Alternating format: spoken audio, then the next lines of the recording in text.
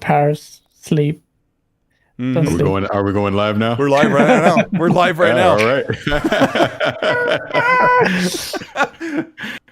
Well, if you're just joining us, we had a crazy episode of audio imperfection. And, I've been working with audio and video for probably 18 years, and this is how horrible I am. And hopefully there's no...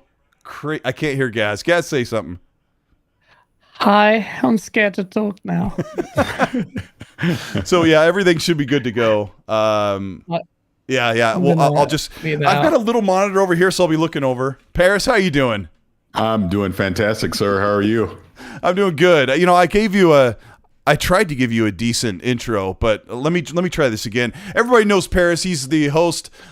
He's a co-host of Kind of Funny XCast. He's also been on Gamertag Radio for over 10 years, or almost 15 years, a veteran of the industry, and also a Call to Arms co-host for Xbox. And the best part is he is the squasher of all console warring on these gaming streets. And fun! I can't wait to get into this one. And since we were so late, 30 minutes late, this is I've run the show. This is episode 73. This is the first time I've had major issues, so I guess maybe I just cracked out of an egg, I suppose. But thank you so much for being here. Gaz, I don't know how we can get another link out, but I'll have to send a tweet while we're talking. But we're going to get We'll get into the topics of what's going on. But first of all, I want to see if I can... I have a little bit of gameplay here.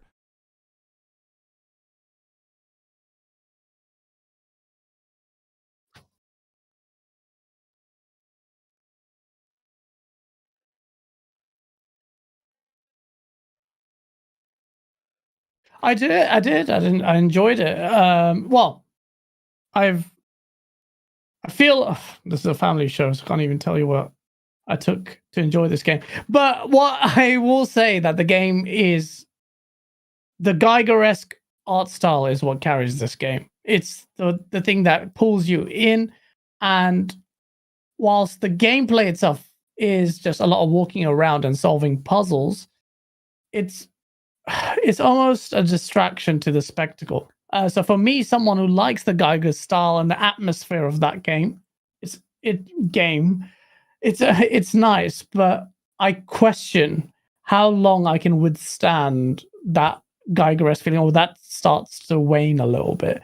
But generally, I'm just taken aback by what I'm like. I'm an art fiend, and I love the artwork, and I really, really do respect the devs for taking this kind of risk. There are problems here. There are lessons they will inevitably learn, but it just speaks to the diversity of something like Xbox Game Pass. I was telling Dealer this today, that I can play something like this, and it's pretty crazy. It's not the big banger that people want, but it's a very niche anyway, mixed with fleshy bits and next-gen visuals, but gameplay that might end up being boring for a lot of people. It depends on taste.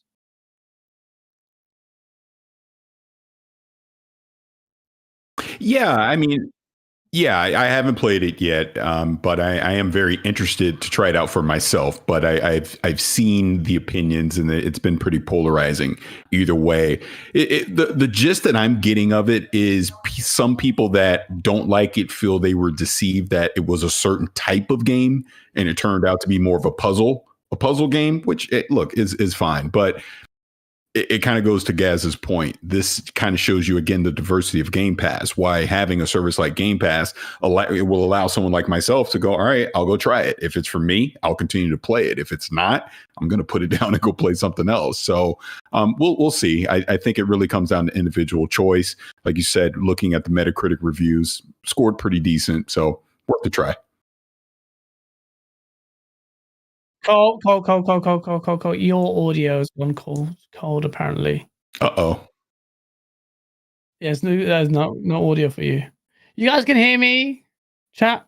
So you can hear me too, right? But not I know Cole. what I did. Just make sure you add that on all the scenes. So that's what There we go. Yeah. Asa actually came in and helped us fix the stream. But I was going to ask you, Parris, did you Are you okay with like these weird, like grotesque games? Like the guy's like, yeah, he's like crammed up in a shell and. Yeah, it's fine. Yeah, all that stuff's fine with me. So honestly, it was one of the reasons why I wanted to check it out in the first place. So yeah, I'm all good with that. Yeah, so it's going to be a niche game. It's a niche game. It's because a lot of people did predicate that the scores would be divisive, and it's always going to be the art style of that game. It's not going to be for everyone. There are problems within the game itself, what it's pushing. Even generally, feel like the puzzles, they're not exactly that intriguing, and it feels like you just want to. The gameplay loop to me at this early stage is bear through the puzzles, solve it, so you can see the next spectacle, the horrible, grotesque spectacle take place.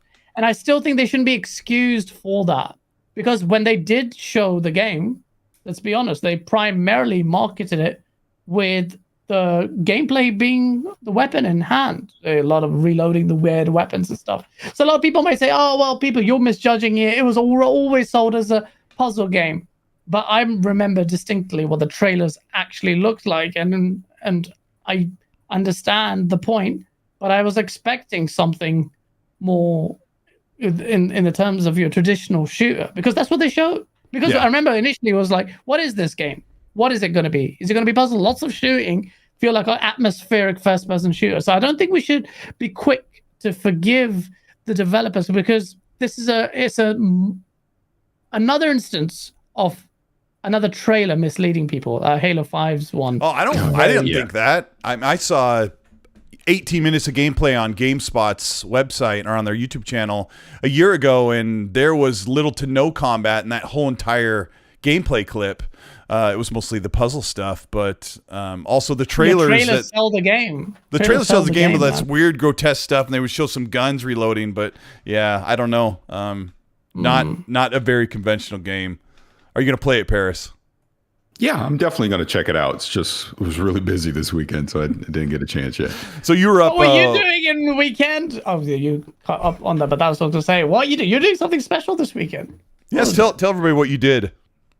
So, kind of funny, opened their brand new studio called the Spare Bedroom. So we did a 24-hour stream on Friday the 14th into early Saturday morning on the 15th. So I was up in San Francisco for a few days doing that with a whole kind of funny team, special guests coming in as well. And we had a great time. It was really cool. To those that watched the stream, you obviously could see the studio and what it looks like. Let me just tell you right now, that does not do it justice in person.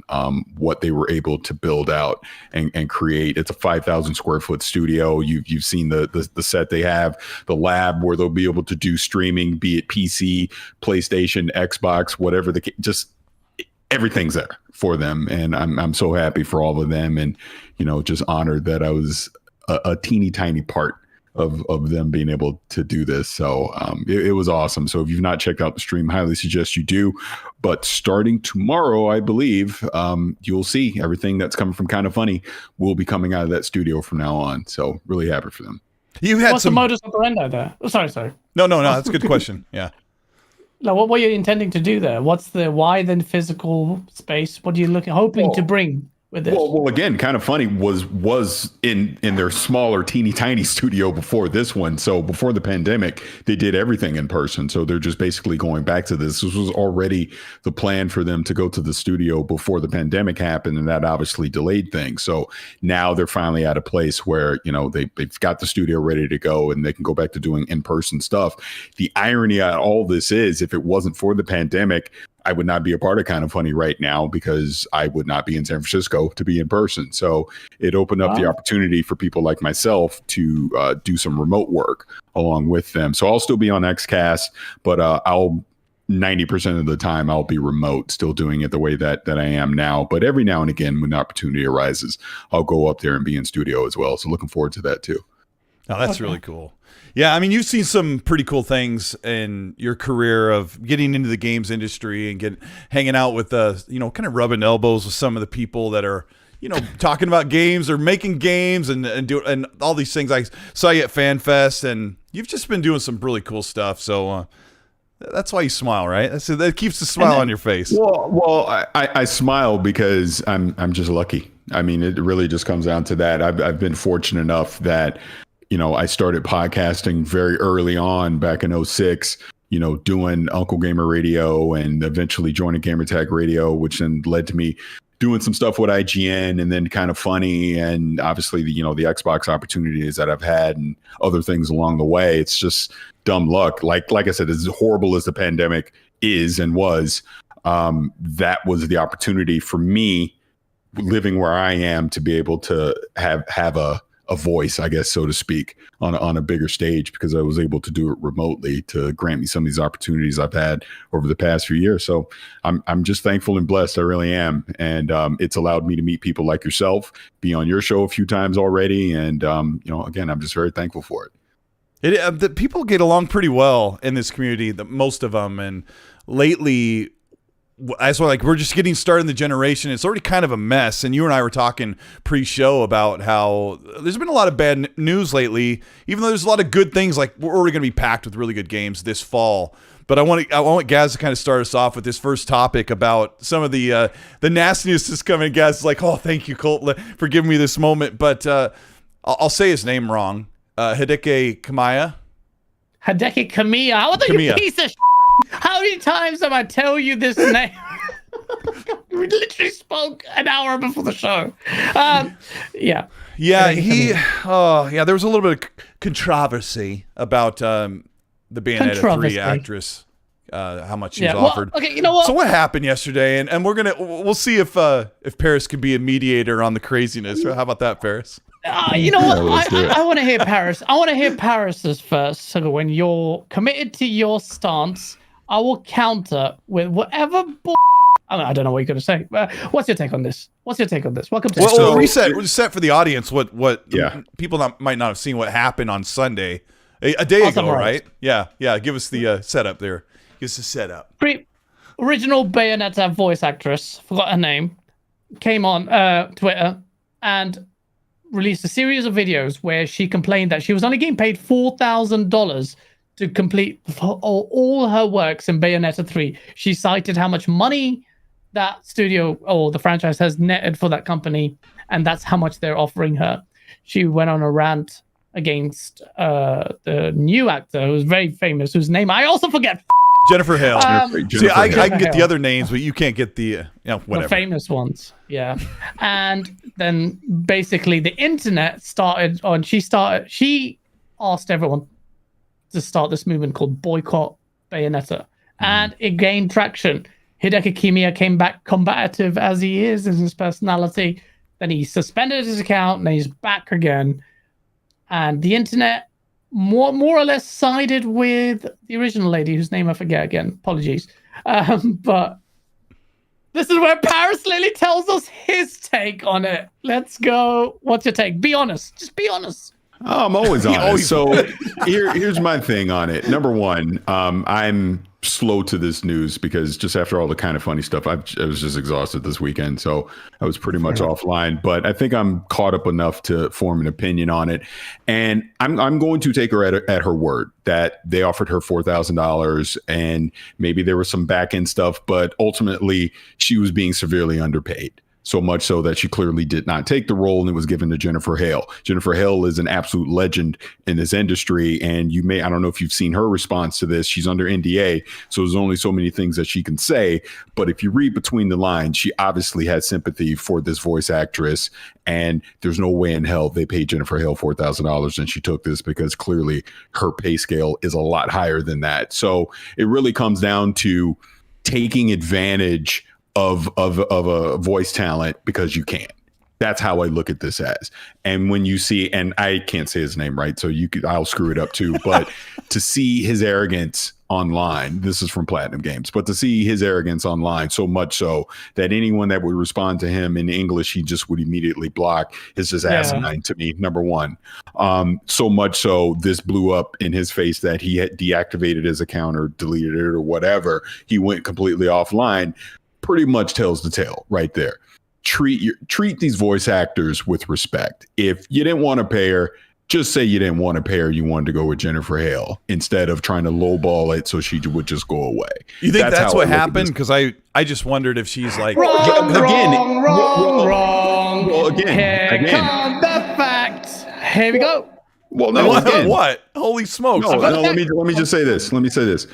Again, if you're not going to pay her, you damn sure had to pay Jennifer Hale, or she wouldn't do it. So it wasn't about money. Well, her argument was it was $4,000, and this is like a multi-million-dollar, or I don't know how much she said. This franchise made so much money, and like you're going to offer $4,000 to make a third game. Yeah. But, that's where you take it at face value. And now I present to you facts. Ladies and gentlemen, these are the voice clips of what she said. This is an interview with the lady. I always forget her name. Listen to this. Can you hear it? Let me know if you can't. I recorded for 4 days. Turn it up a little. Was that Bayonetta 1 and 2? Or was half a day each. So so 4-hour sessions it took me. Took her 4 hours. She worked for 4 hours. She's getting paid $250 per hour. Oh wow! I swear Bayonetta talked more than that. Turn it up. No, I'm very quick, and so's Chris Zimmerman Salter. It was literally do 3 lines of each line, and that's it. It's very quick. Her lines were limited to 4-hour days, 4 days worth of work. That's $250 an hour. That is where the context comes in, and that's when you hear Ms. Hill talk about it. When I read between the lines, I'm thinking, hold on. That's why Hideki Kamiya said I did the same. I fucking did the same thing. When he said that, it's different. And this is the bit where I took issue with. I now have a new girl voicing her over. And I love actors. I wish her all the joy in the world. I wish her all the jobs. But she has no right to say she is the voice of Bayonetta. I created that voice. She has. If you can't hear Gaz's audio very well, she's saying that Jennifer Hale has no right to take over the voice of Bayonetta. She is the voice of Bayonetta. And I have to ask Parris, I'm not really invested in Bayonetta as a series, but does she have a lot of voice lines typically in the games? And I'm not very invested in that franchise either, so I'm definitely not the person to form an opinion on that and give you an educated reason behind that. But I will kind of go back to, okay, she did 4 hours of voice work. That's more than worth the 4K. No, it's not. I'll simply say this, and I'm not saying this in an arrogant way. It's just the truth. When I did the Xbox showcase, I got paid a lot more than that, and you can't tell me that. You're worth your talent. That's the whole thing here, right? Yeah. So just because you can't judge it by hours, you have to judge by the work and the significance of the work that you're doing. So a franchise like this, especially this is the third iteration of it, and if she's been the voice this entire time, pay her what she's worth. And if she was getting paid that amount on the previous 2, but now she feels she deserves more, pay her. Because I'll say again, there is no way Jennifer Hale did that, even if it was 4 hours for 4K. She probably doesn't even get out of the bed for 4K. Dude, you can't tell me that. I don't step into the studio for under 4K. I'm sure. So Gaz, you got actually above average. She mentioned to the point that she'd been training for years. When's the last game she worked on after Bayonetta? But I don't think that matters. I don't think that matters. If she's been the voice of that franchise, pay her what she's worth. She's paid $250 an hour. That's above average on what contractor gets paid. You're saying she really said it took her 4 hours. Like she must have very few. Is she only doing the combat voice lines and there's no cutscenes? I haven't played Bayonetta since probably 2011 on the 360. There is a theory based on Game Informer's article where they're suggesting that because they're entering into this multiverse kind of, I don't know, no spoilers. I haven't played it. So this original actress is supposed to come in as in a universe like that. I don't know. We haven't played the game. But that's the. I get it that you're always. Someone said Gaz is always anti-worker. No, I do believe there's always 2 sides to the coin. Now you say, Parris, based compared to what you did for Xbox, they paid better. But generally, and based off contracted rates for actors, that's still above average. That's still $4,000. I get it. I get what you're saying, and I'm just going to respectfully disagree that we're in an 8. I would not do that for $4,000. Let's put it that way. And I'm not a trained voice actor. If they came to me and said, well, we want to pay you $4,000 to do that for 4 hours, I would say absolutely not. I'm worth more than that to do that for a game of that magnitude, the millions of people that are going to play the lead of the game. Exactly. I don't care how many hours it is. It's not about the hours that I did. It is I am the lead voice on that game. Pay me what I'm worth. Again, I will go back to who they replaced her with. She is the definitive female voice in gaming. There's no way she did that for 4K. Is way. There a story that we're not hearing that she took the 4,000 and said, no, I want 40,000? And that's what I'm saying. That's the context that's missing here. We simply don't know that. I can only take her by what she said, and clearly there's something there enough, so much so that Homeboy had to delete his account over it. How much would you take to do it, guys? Mate, listen, in the real world, like, I wouldn't go on the internet complaining and then try and put the new actress under the bus by saying that. Yeah, I think it's a bad look. Like, in a professional world, you don't get the job, you take the makeup set, fine. But then you coming ahead and launching a movement to boycott Bayonetta. What about all the other people that worked on the game? You don't give a damn about them? Because that's what Hale said. Don't. And that part I agree with. That part I agree with. I don't think you need to completely boycott the game. But I do think she has a right to voice that, hey, I'm not doing this because you tried to severely underpay me for this role. Wow. Like, it happens all the time. I have like grievances to my employers. If she is vexed at this, she would love to hear my horror stories. This is not like the oppression Olympics, but it's happened to me. But what I wouldn't do is that in a professional realm, where the last game you worked on was in 2014, and you make this picture about you've been training day in and day out for this role, but you haven't done anything for 8 years. She's massaging her vocal cords. And you throw the studio under the bus, because that's what you did. Let me ask you this question then, and I'm stealing this from the chat. As an example, Steve Downs on Halo 3. Mm-hmm. Do you think we're Steve, we're only going to pay you 4K? Because the amount of and Troy Baker wouldn't. You know, I won't take it. I won't take it. Well, I think she's getting upset. I don't blame her for being upset because she doesn't have the market and the brand power that Troy Baker does, Jennifer Hale, or oh my gosh, Nathan Drake's voice. I'm blanking on it. Anyway, they're so. Why can't I remember it? They're so famous, and they demand. Well, I don't step into the studio for under this amount, you know, and that happens. That's and your demand. You don't even know her name. I've never heard of her before. I don't know her name. She's not. Exactly. She's not a marquee voice actress to most of us. And I think that Hideki Kamiya. Did I say it right? Kamiya, you. Hideki. Whatever his name, I think that he. I don't even remember what I was going to say. No, but he was really upset because this is his game.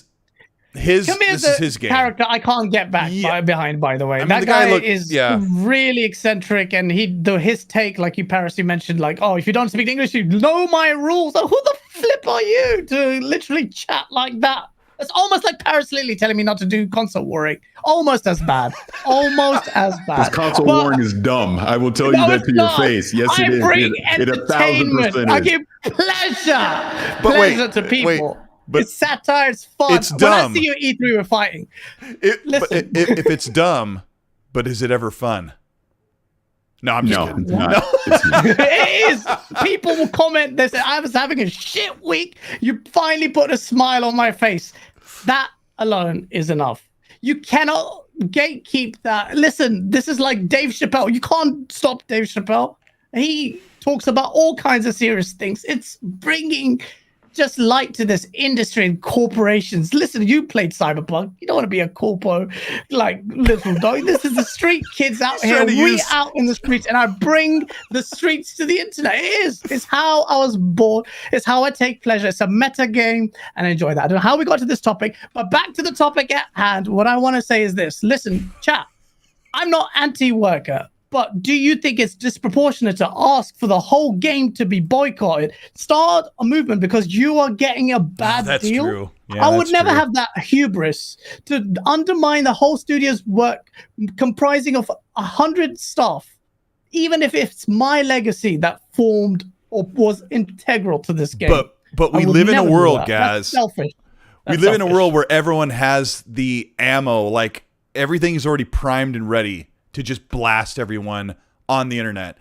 She knew that when she put that up on Twitter that it would spread like wildfire. Yes. And in the 90s, you couldn't do that. You know, you wrote a letter to your senator, and now people can just put out a tweet. And some of the stuff we're going to talk about today has to do with other developers saying, here's my opinion. And then their employers are going, no. But we're going to get in that in just a second. There's a couple of people that are nice enough to send us some super chat questions and comments, even though the show completely died and we had to restream. But Dave says, Colt brings the fire topics, Gaz brings the sauce. Thank you, Outbreak Podcast Dave. And Flame's got one that we're going to get to is next. He says, was Gotham Knights running the audio this time? We're going to talk about Gotham Knights. Yodona Kizada says, new stream, therefore I like a new tap, smash, or squishy Scornish poke. Oh, gross. Gabe's got some gross stuff in it. One of the clips I showed right before the end, before I stopped it, was something wraps around your body and rips or something. I was like, oh, yeah, it's gross. Hargeet Johnny, thank you so much for the super. He says, talk about a false start. Oh, Hargeet. Risker for the biscuit, thank you so much for this one. He says, this is why I don't want a new Scalebound. The man calls people insects if they don't speak to him in Japanese. I will never buy another Platinum game again. And Platinum's been hit or miss, but his attitude, like some of his interactions with Phil about Scalebound has been... What's your take on Scalebound, Parris? Are you like, please bring it back, or you're like, what's done is done? No, what's done is done. It's just time to move on from that stuff. I get in trouble with the whole bring back old IPs and remakes thing, so I'll be careful what I say. But nah, I don't. I just think you don't have like that one special game that needs to come back like from the grave. Well, Banjo-Kazooie. I'll say that every time. That's literally the only one I care about. Other than that, whatever.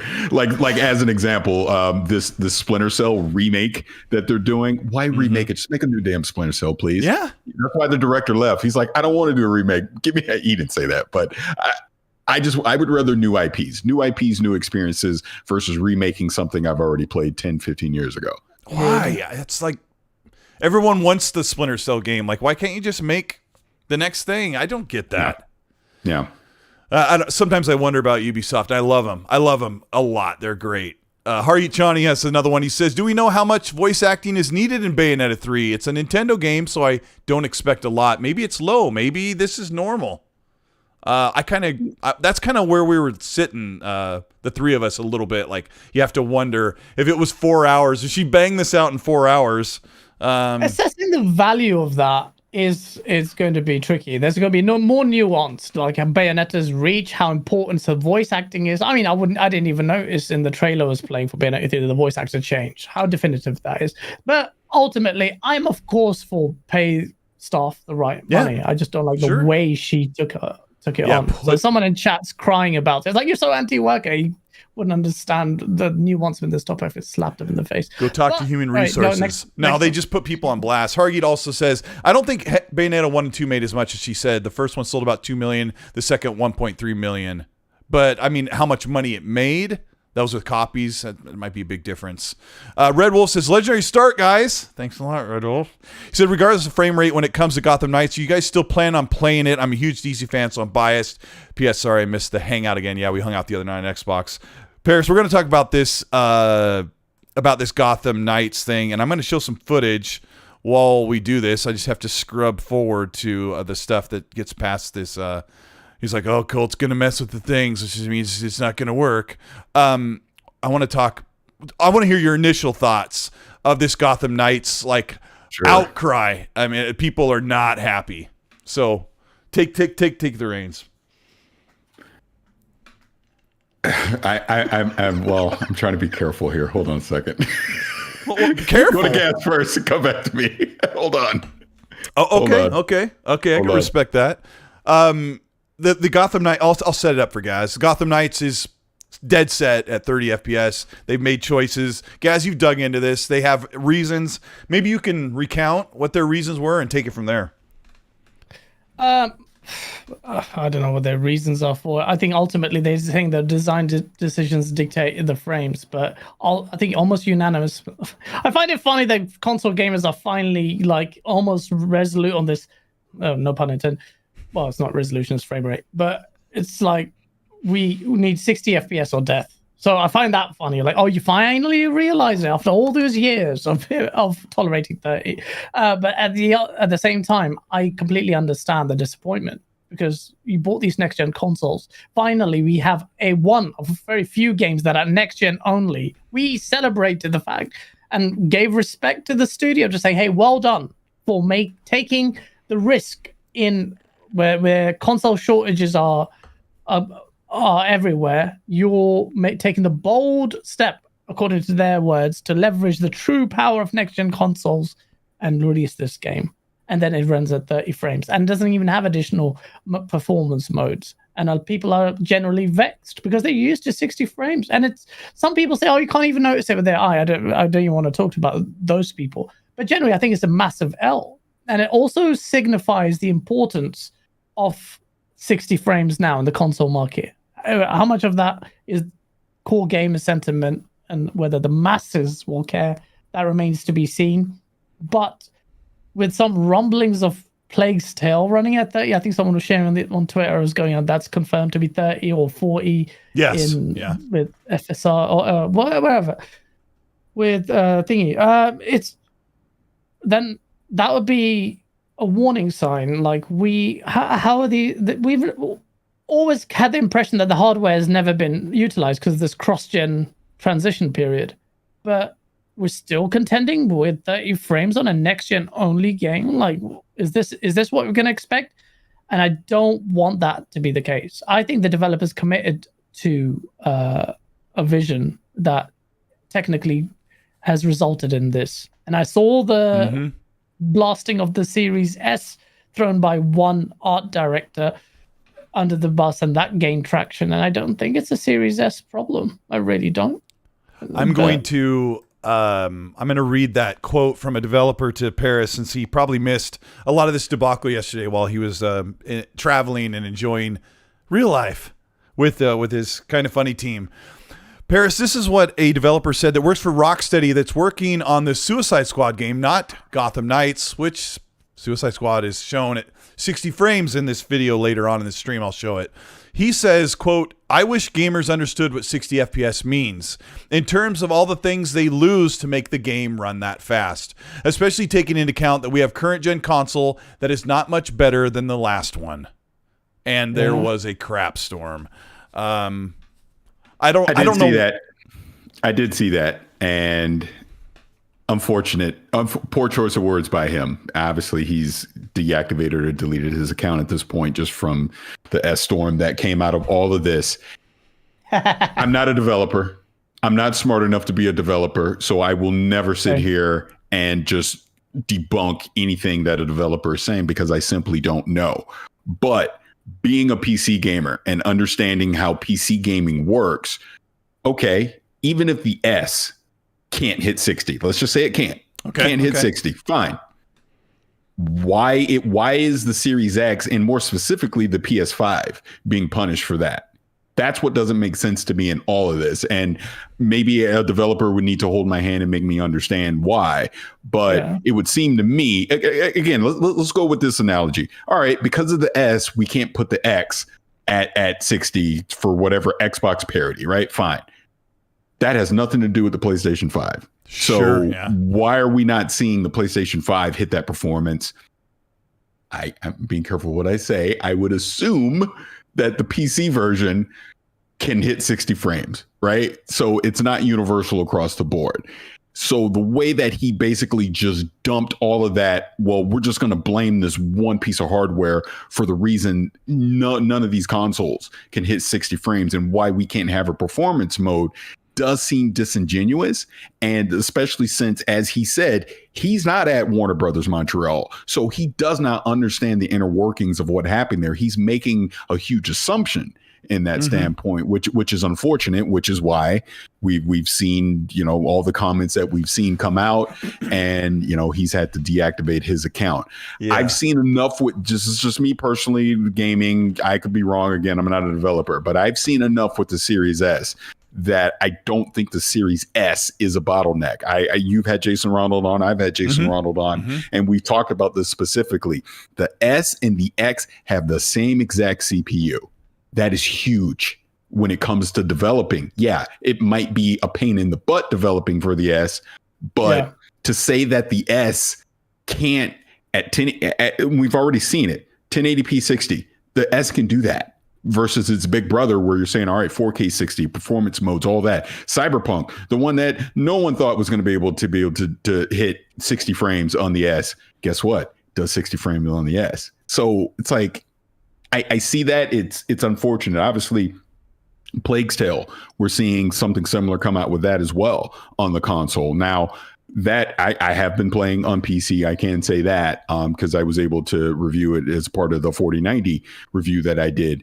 And on the PC, hell, I'm doing like 150, 180 frames per second at 4K, right? Yeah, and a $4,000 PC. But yeah, exactly. But that actually goes to the point that, all right, if that's doing that, why aren't the X and the PS5 doing at least some type of performance mode, 1440p at 60 something? Well, why is this not happening? I would love to have a developer hold my hand and explain to me in very simple terms why they're having those issues. Because, and I tweeted this out earlier, and not in a disrespectful way, more as I would love to have the conversation way. It seems to me 60 frame per second performance mode should be a baseline. Yes, with next gen only games. If you're not including the PS4 or the Xbox One, we should have some type of performance mode. We've clearly been seeing that with a lot of first party PlayStation, especially the cross generation stuff. Even when you say leaving out the PS4 and the Xbox One, we see a bunch of these games that run in performance mode where when you're on the X or the PS5, you're getting that Xbox One X experience at 60 frames instead of 30, right? And there's a lot to it because, Parris, you play a lot on PC, and Gaz and I, we mess around with our PCs, and if you had a 2060 and you had a Ryzen 5. Can I pause you really quick? Because I want to say this because I want to be very clear on this, because this is a comment I see a lot. Yeah. And it bothers me. I know where you're going. Yeah, you know where I'm going. I see a comment in the chat that basically the developers are lazy and refuse to put in the work. That's BS. That is 1,000% BS.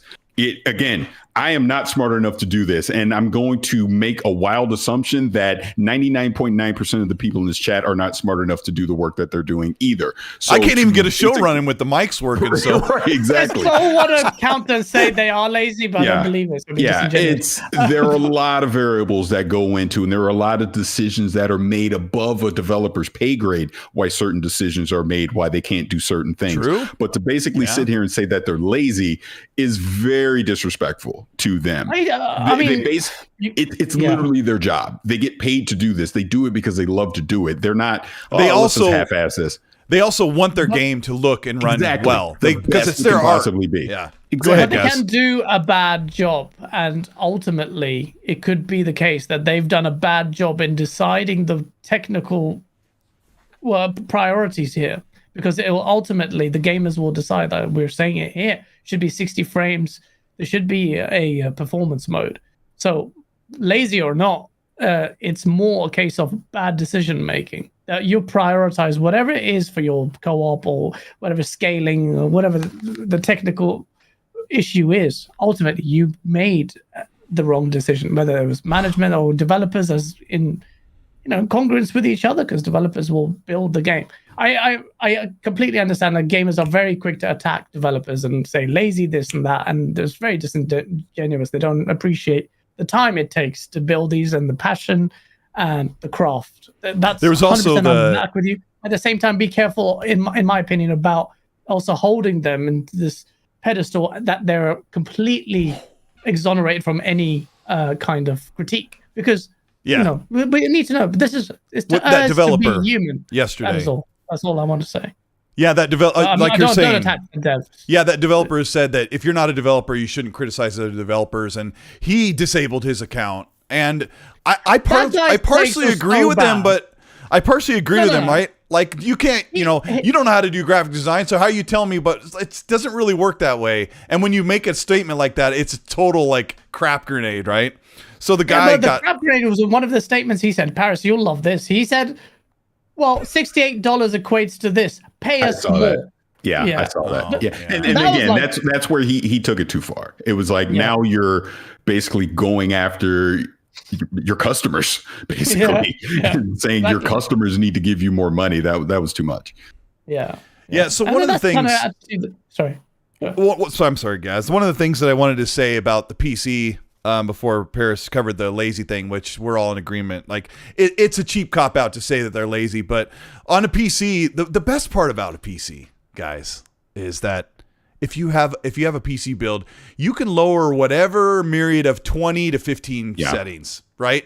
There's about 15 to 20 settings that you can lower at your leisure, and you can get and lock it at 60, or you can push whatever frame rate you want. You can't do that on a console, obviously, but the point I'm trying to make is that, Joe Water 32 down the road, who's got a PC build, he doesn't have to admit to you that he's running low shadows, he's running low texture filtering, or he's running other low settings, or maybe he's under 1440p. And he's getting 60 FPS on a new game that's not optimized super great for a PC. He never has to tell you that. But the console, they have to take the XDK, the kit, or the PS5 kit or whatever, and they have to get the best they can get out of it. Now, one of the problems we're seeing, Parris, is that FSR, VRS, RDNA 2, velocity architecture, blah, blah, blah, PR speak, is not even being utilized in the developer kit yet. So we're already seeing 30 frames games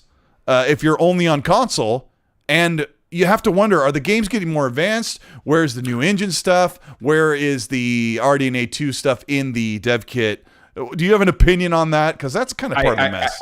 I do, and I'll put it this way. If Starfield comes out in early or 2023, in mid to early 2023, don't say it. Oh, I have to say it because this is my opinion, and I'm curious what you both think. If it's 30 frames per second, I will be very disappointed. Not that you can't have a 30 frames per second mode, but there should be a 60 frames per second mode for Starfield on an Xbox Series X at minimum. Yes. If there isn't, I will be disappointed. And look, I am most likely going to play Starfield on a PC, so that's not going to be an issue for me. But when you think the majority of people that are going to play a game like Starfield, which is looking to most likely be the flagship title for Xbox in 2023, if that's a 30 frames per second game, I mean, what are we doing? I mean, now we're supposed to be into this next generation of games. Like, look, we know Forza and stuff like that's going to be fine, but Starfield, there needs to be a 60 frames per second mode in that game, or it will be disappointing to me if there isn't. And if there isn't one, Todd Howard and those guys need to sit down and explain why. It's as simple as that. Tell me why you couldn't hit 60 frames, why that was an impossibility with your current engine on this console. You're not developing for the PS5. You're strictly developing for an Xbox console and the PC. Why were you unable to hit 60 frames at that point? That's the way I look at it as we get into this next phase of gaming, of games that are coming out. Hellblade, as an example, would be another one. Perfect Dark, things like that. Redfall, obviously, is going to be a big one with the online co-op that's coming. So I want to see 60 frames. I think we're at a stage now with the hardware should be able to hit that baseline. If it's not, it's like, what are we doing? We've literally been doing 30 frames now for the last, 20, 30 years. It's like, we should get to a point. And I could be misquoting this, but I feel like Phil Spencer himself has said this on a stage somewhere, talking about 60 frames. And Aaron Greenberg has said, 60 frames is a baseline, and it should be. Gaz dropped out, so we're kind of split. My face is split, but hey, I get two, but that's okay. I'm not even gonna mess with it. I've dealt with enough today, and he'll be right back. But I'm with you, Parris, because I have this sneaking suspicion that it could come out 30 frames. Todd Howard has said on a couple occasions that he prefers 30 FPS. Oh, I get it. I get that. And because I see the chat going, well, they never said that. I'm not saying they did. I'm saying for me, I'm giving you my opinion that you can do. Todd Howard can have his 30 frames per second all he wants. That can be a mode in the game, but maybe I don't want that. Maybe I want to have a 60 frames per second mode on the console because I know I'm going to have it on my PC, whereas I'm most likely going to play. That's all I'm saying. Give me the choice. Give me the option. That's it. Yeah. Gaz, what do you think? What's your prediction? We'll get back into we'll get back into Gotham Knights. That's weird. I went back here and it restarted the gameplay. I'll get that. What's your opinion on Starfield before we get back into Gotham? Do you think it's going to be 30 frames when it launches, or do you think everything's going to be okay? I don't know about 30, but I think it's going to be a very sketchy post 30, like 40 or something. The game... Starfield is a kind of game where I don't want to seem like I'm giving it a cop-out, because I'm not. I'm just thinking in my head as I say this. I respect what Todd Howard and the team are doing with Starfield, a game that's so systematic, built on these subsystems, built something that's traditional story, deep, with these massive worlds, where I would be a little bit more forgiving if it's sub 60.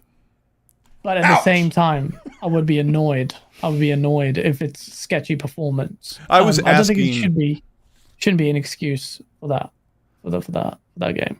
Yeah, I agree with that too. But I was asking somebody about like what about this game? I was yelling at Rand off Thor 19. I love to yell at Rand, and I was like, Rand, you can't have it both ways, because he was like, Colt, it's going to be 30 FPS. And I said, Rand, you can't have it both ways. You can't have the fanboy saying Starfield doesn't look next gen, but Starfield's too demanding to run at 60. It doesn't. I don't think you get it both ways, but they do talk about how much interaction you could pick up everything and move it. We did all this stuff in Skyrim and Fallout 3 and 4. Yeah, I right? don't follow that. No. So he thinks that the game was running on a high-end PC on that showcase in June, Parris, and he thinks that it was running at the highest fidelity so it could look as good as it could possibly look. Yeah, and it was running at 30 FPS. But I also thought, before I give you the reply, I also thought maybe he's like, leave it at 30, because it looks, you kind of get these Interstellar vibes when you see it. You get that whole filmic thing, right? I don't know. What do you think about creation? Filmic thing, yeah, is a thing, by the way. People always laugh at it. I think it's a thing. But I also think there's pressure on the Xbox Series X to back up all the words about the most powerful console. And that's my point. Thank you. Yeah, that's the thing I was about to say. But so Parris and I agreeing, it just feels uncomfortable. Yeah, it's very uncomfortable. Don't like it. I don't like it. Oh my gosh! Let me read a couple. I have nothing against you, Parris. I just like giving the source. The one time you gave me a speech on Twitter, I was like, that's it. We're enemies now. I know you. Cole told me you're a nice guy. He met you at E3, and I trust him. That's fine. But I did tell him, Parris, that if he yin and yang, we are very yin and yang. I told him that if he comes to E3, that you get to put him in a chokehold in front of everybody. No, and I will. I 100% will. I 100% will. Let me say this real quick. I know we're joking around and it's all fun, but let me just say this real quick about the console war stuff, because I do remember the tweet, and honestly, I probably should apologize to you. No, you don't need to apologize. I never should have said that in public, but I'm just at a point where I don't like engaging in that stuff, because it always just turns so toxic. And I understand that, hey, it can be fun to do it, but it always seems to turn toxic. And I don't know if you saw what I had to post last week, where literally a person took it so far that it got into just straight up harassment. And that's why I try to avoid it. You know what I mean? Yeah. So that's all. But I get, you have fun. Different. Yeah, I have fun. I'll stay out of it. I might get stabbed, but that's part of the sort. But I will say, on to that point, you may have not seen it, but everyone, including myself, unanimously came out in support. In fact, as a result of that stupid DM of that psychopath, like, we even connected with the PlayStation fanboys. I did anyway. We were like, yo, this is bad. That guy's a loser. We don't agree with Parris's takes because he likes giving me speeches on the Twitter, but that's not cool. So you're right, and I completely agree with you. It spills out very quickly, and personally, it has. It's like been personal attacks with people like you really like, but he's not even listening. He's fucking waving. No, I am listening to you. My office is like in the front of my house, and my neighbor just waving me. My heart out. That's it. We're turning this into a rave. It's a rave time. No. That's it. Parris Lily, it's about to go crazy out. Parris's neighbor walked by waving a PS5 and goes, yeah, better. Yeah, you know what? I mean, and to be fair, audience, you know, Gaz is just, he's an up and coming new star, and he hasn't had as many Killing death my career threats. The horrible things that people have taken my picture and put on in really weird situations. I've got death threats. Yeah, It's unfun. It's unfun. Let me read a couple supers before we before we get into any more trouble. Hargeet Chani says, thanks, Gaz. I've been waiting for the empirical evidence to come out. She's being paid fairly. Much ado about nothing. We've moved on from the Bayonetta thing. Thank you, Hargeet. Yes. KY Bob says, hey, guys. Together will get destroyed on the internet, by the way. They're like, anti-worker, everything, but I don't care. I don't care. Because it comes from the heart. I am also saying, as a lawyer, I need to see both sides. Please, just don't parrot. I get it. Empathy, good. Everybody loves to like regurgitate out what they heard somebody else say. Yeah. KY Bob says, hey guys, Cole. I'm a softie at heart. Yes, he is. I will cry when I watch movies. I'll cry. When I meet Parris, I'll cry because he punched me. But it is what it is. People need to. You know, he's 3 feet taller than you guys. 3 feet. KY Bob says, hey guys, Colt is awesome friend. Gaz is a beast in Halo, and Parris is a community icon. Huge shout out to the XNC crew. Gotham Knights is filmic. We're still watching Gotham Knights as we go on here. Noof Nukem says the console wars are fun only because it brings out stupid people, and stupid people are funny. Yeah, some of it can be funny. Yes, I know, but when Parris said when you stay away from it, you don't get the threats. I went through a spell where I kind of stayed away from that stuff, and sometimes it still comes in. Sucks. No, it does. It does, unfortunately, but not as much. Yeah, I mean, you get it. I have a reputation anyway, but Assassin Why have you says, retired? It's life. You need some spice in your life, man. It's like, I don't get it. Sometimes you need some entertainment, and you'll go for the cheap shots. Sure. Assassin says, if you want to get 30 FPS in real life, just splash some water in your eyes and spin your head left to right, and tell me if 30 FPS is worth it. Yeah.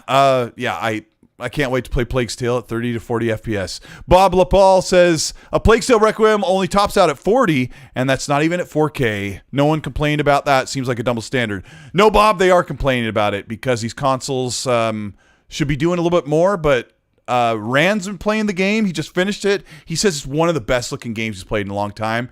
You're really going to enjoy how the game looks, but not so much it feels. Mr. Nichols says, Starfield was built on an old engine. Well, it's built on Creation Engine, but it's Creation Engine 2. There's a lot more. I've dug into videos. I don't know if you care about that stuff, Parris, if you looked into the engine. That engine, they just kind of hobbling along. I've even seen your video, like the one that you did where you basically sped it up to 60 as an example, right? Yeah. So, but I guess that's kind of my point.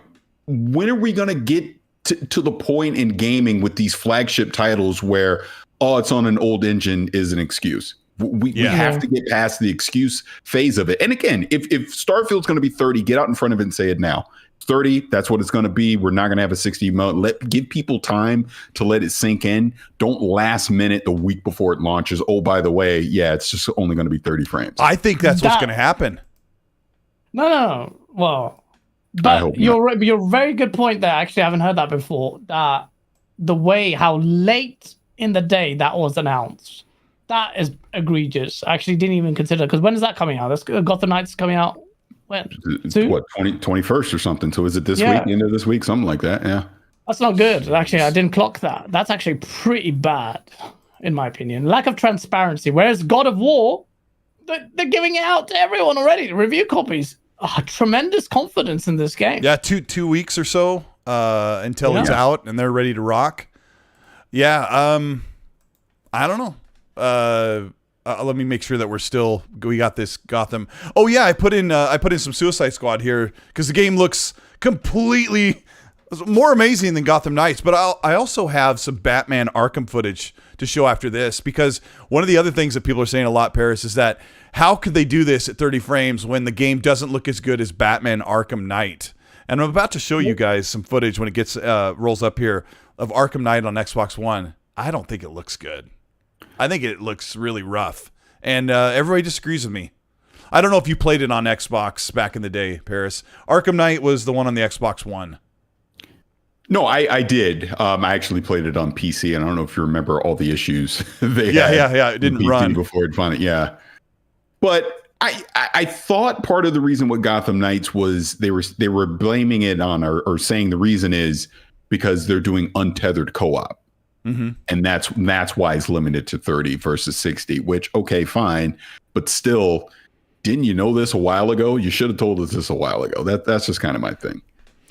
Yeah, and we've also had a bunch of games, guys, that have been shown at 30 the whole time, like during the year or two up until launch, and everyone's like, "Is it 60 or not? Is it 60?" And no one will speak up. And then the game launches and it's 60 on the Series X and PS5. So, what do you think? You think that? Do you agree with Parris? You think that they're gonna just not talk about Starfield and just drop it as is, or are they gonna answer that question? It's a very good point, and I don't know what they will do there. It depends. But ultimately, the position should be what we should expect. The messaging, Microsoft prides itself on being openly transparent, and by extension, its new studios should adopt that. Independent, I know, but they should adopt that approach. And Todd Howard actually came out in that says, "We are listening." He says, "We are aware, we are listening." That was one of the prominent messages in part of that vidoc or interview or whatever. Yeah.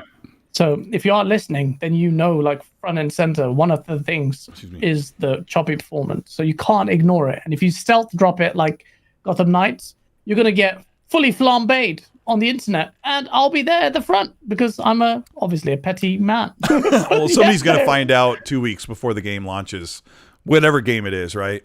So somebody always finds out. Somebody gets a hold of it.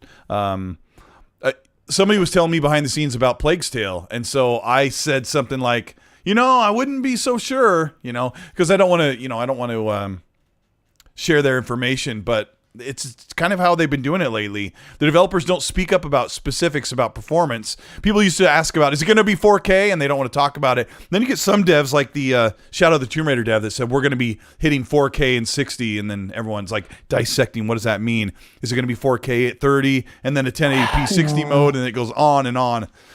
But see, this is the thing. I do have sympathy for devs there because it's like you're almost pressurized to give statements at the time. But yeah. Like we all profess here not to be devs. Development is hard. I think gamers, especially particularly myself, I'm quite harsh critic, I think. But if you take that and the side, gamers often don't take time to appreciate the difficulties that devs face wholesale throughout architecture, all of that. And I think that also stifles discourse honesty because people won't take it, because people will laser focus on one sentiment, perhaps not take out the whole. So it's a bit complicated like that. So even like sometimes you'll be paralyzed in fear of what to say to gamers because they'll focus on it or not even listen and take it completely wrong anyway, even though you're saying the opposite. Countless examples of that kind of stuff happening. So yeah, we live in the gotcha moments for sure. Yodona Kizada dropped a $10 gift card. He said buy two $10 gift card to buy $70 games. What? Well, he dropped a code there anyway. That's pretty cool of him. Selfish Burrito says, hey, PlayStation newscast better. Just kidding. Love the show, guys. Love from Ireland. I would love to go to Ireland. Selfish Burrito, thank you so much for the super. Parris, I got to ask you about this super spicy console war tweet from Xbox a few days ago about the Snickers candy open, and it said PlayStation better on the inside. Oh, I loved it. I absolutely loved it. And because it really just comes down to this. Number one, bravo for Xbox stating the obvious, but you see it every time. Something that has absolutely nothing to do with PlayStation, Nintendo, PC, or anything else. It can be Xbox specific. You always got these people that it is their life's mission to come in there and just tell you how something else is better, and more specifically, how PlayStation is better. Okay, great. Now what? I mean, aren't you one of them, Parris? Like when someone shows like the new Dodge Challenger, you go in there and immediately say Tesla better? No, absolutely no. No. Why?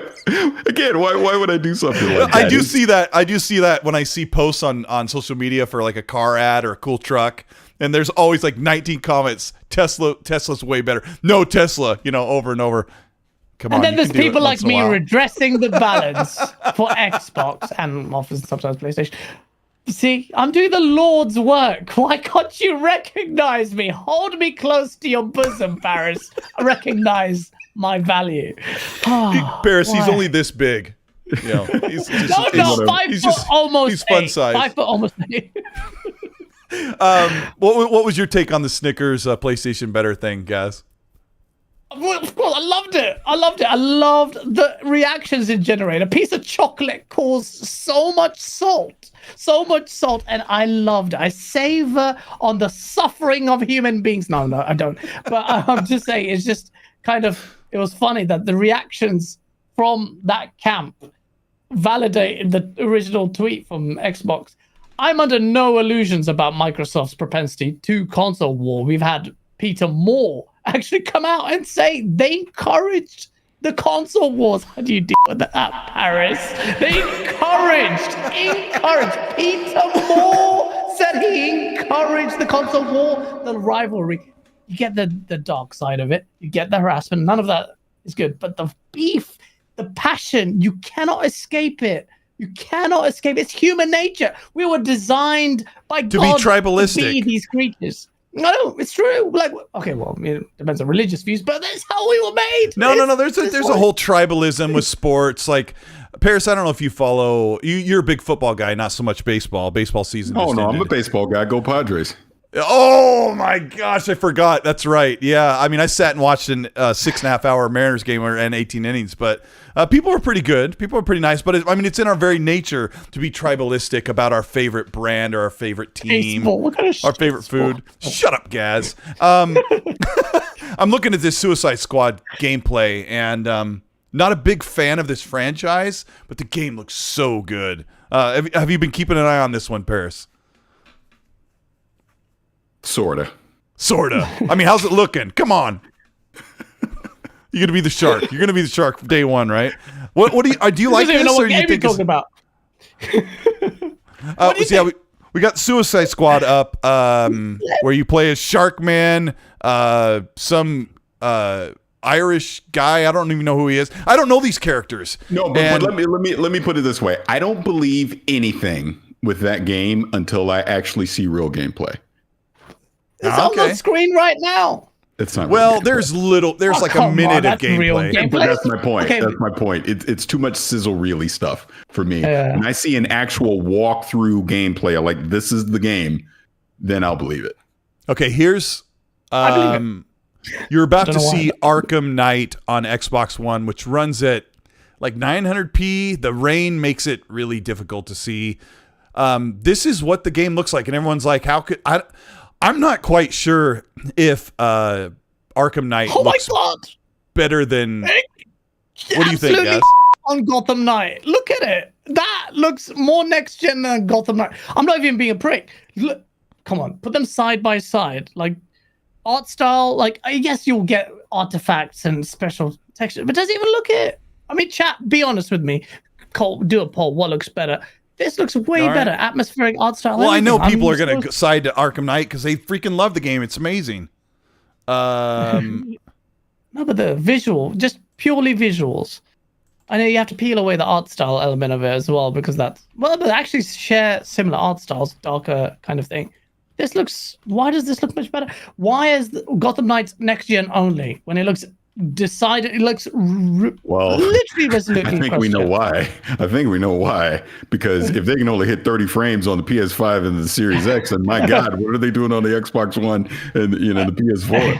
That's true. There'll be like 2 frames on the whole gen hardware. It's the way they built that game. Parris, you're actually right. Their whole spiel about leveraging power. That whole spiel about leveraging next gen power was complete nonsense because the way they built this game and ray tracing implementation into it meant that they focused on the wrong things. They were completely they couldn't work on last gen. There's a problem here. But see, that goes back into my whole kerfuffle on this that, all right, turn ray tracing off. You're still telling me you can't have a 60 frames per second mode?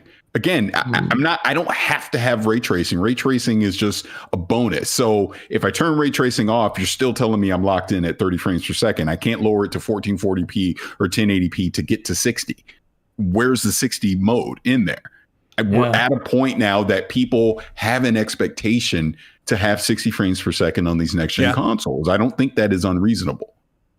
Yeah, agreed. Well, there's a couple of approaches here. The approach could be the developers made a choice. Like, why? We're 2 years into the console cycle. Can we just ditch having to make a PS4 Pro, an Xbox One, an Xbox One X version? Like, can we ditch that? Like, we'll be able to get the game. We already have to delay it. We'll be able to meet our mark if we can take that workload off of us. Like, that's one of the decisions. But with that decision, Gaz, comes, if we don't ship on the Xbox One and PS4 platform, we're losing out on a lot of sales because people can't get the new consoles the way they want. So we're missing out on potential sales for a game that is a games as a service based game. So which is it? Or is it both? I mean, Gotham Knights, they have said no. They culled last gen, and then it's not showing. Ultimately, my view is this: like, if I get it, metrics and numbers count, obviously. You deliver the quality, people will come. And your quality is on a next-gen hardware, so it's forward-facing. If you can, you'll build also a lot of goodwill with gamers where, especially core gamers, where you'll be also, like, have some, I'm not saying they don't have pride, but my attitude is this: all right, next-gen consoles, let's just deliver a proper next-gen experience. Forget the old ones. Look, they'll get it. They'll eventually get the next-gen consoles. Let's just deliver the definitive experience. Parris, you laugh, but it is the drive. I'm laughing at the chat. Someone saw me in here and said, off F6, bye. So I get the same thing, and I'm the co-host here, but don't worry. I get it on my own show. Oh, crap, Colt's here in the show. yeah, I get that one. I had Major Nelson on here, and somebody in the chat said, "Oh, why don't you retire already?" And Major Nelson my God, blasted him right there on the show. Like, my mods immediately removed it, but like Major Nelson was like watching it and he blasted him. Like, he came back like so cool and collected.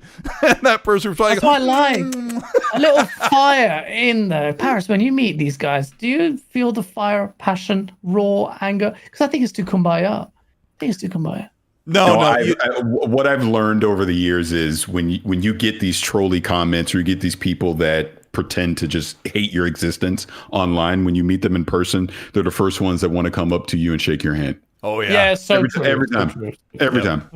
So that's why I try to not take any of that stuff serious, but unless it gets like weird, like it did last week. But that's usually what it is. It's just people that want your attention. Did that bother you on a personal level? Because I get that all the time, but I ignore it. But you felt, to be honest, you have every reason to be really hurt by that. No, that one, going back to what I posted last week, that had been going on for months.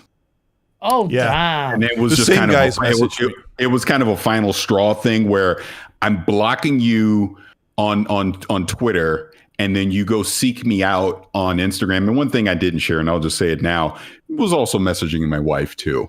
And I was like, no, we're not going to do that. We're not doing that. So you need to go away. Oh, Mandem's gonna get sorted. Get me. Get the knife. I mean, this guy's he's infamous. Yeah. But there's levels to that. If it goes that far, then it's a fair game. Then you're out for blood. But that's old school. I didn't say that. But authorities got involved. Surely, come on. Well, he allegedly deleted all his accounts and I'm doing the air quotes, getting help. So. We'll see. Okay. Yeah, and I'm not even convinced that he's a platform specific fanboy either. At least I'm not sure which. At that point, he's just he's just a jerk. But I think he's trying to make anyone. He's just a griefer. I don't know if that's a word that's a word I use. I make it up. Maybe I made it up, but it's just a griefer. Someone who's just their sole purpose. Here's the thing I've learned in my old age when it comes to that stuff.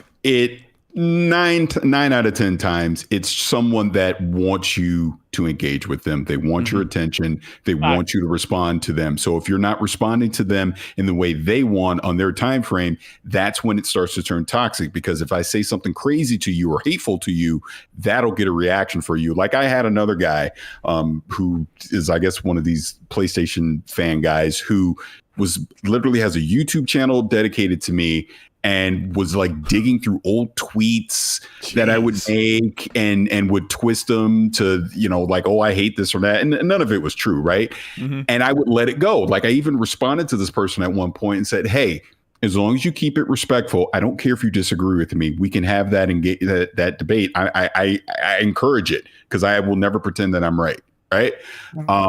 But keep it respectful. And that's all I was saying.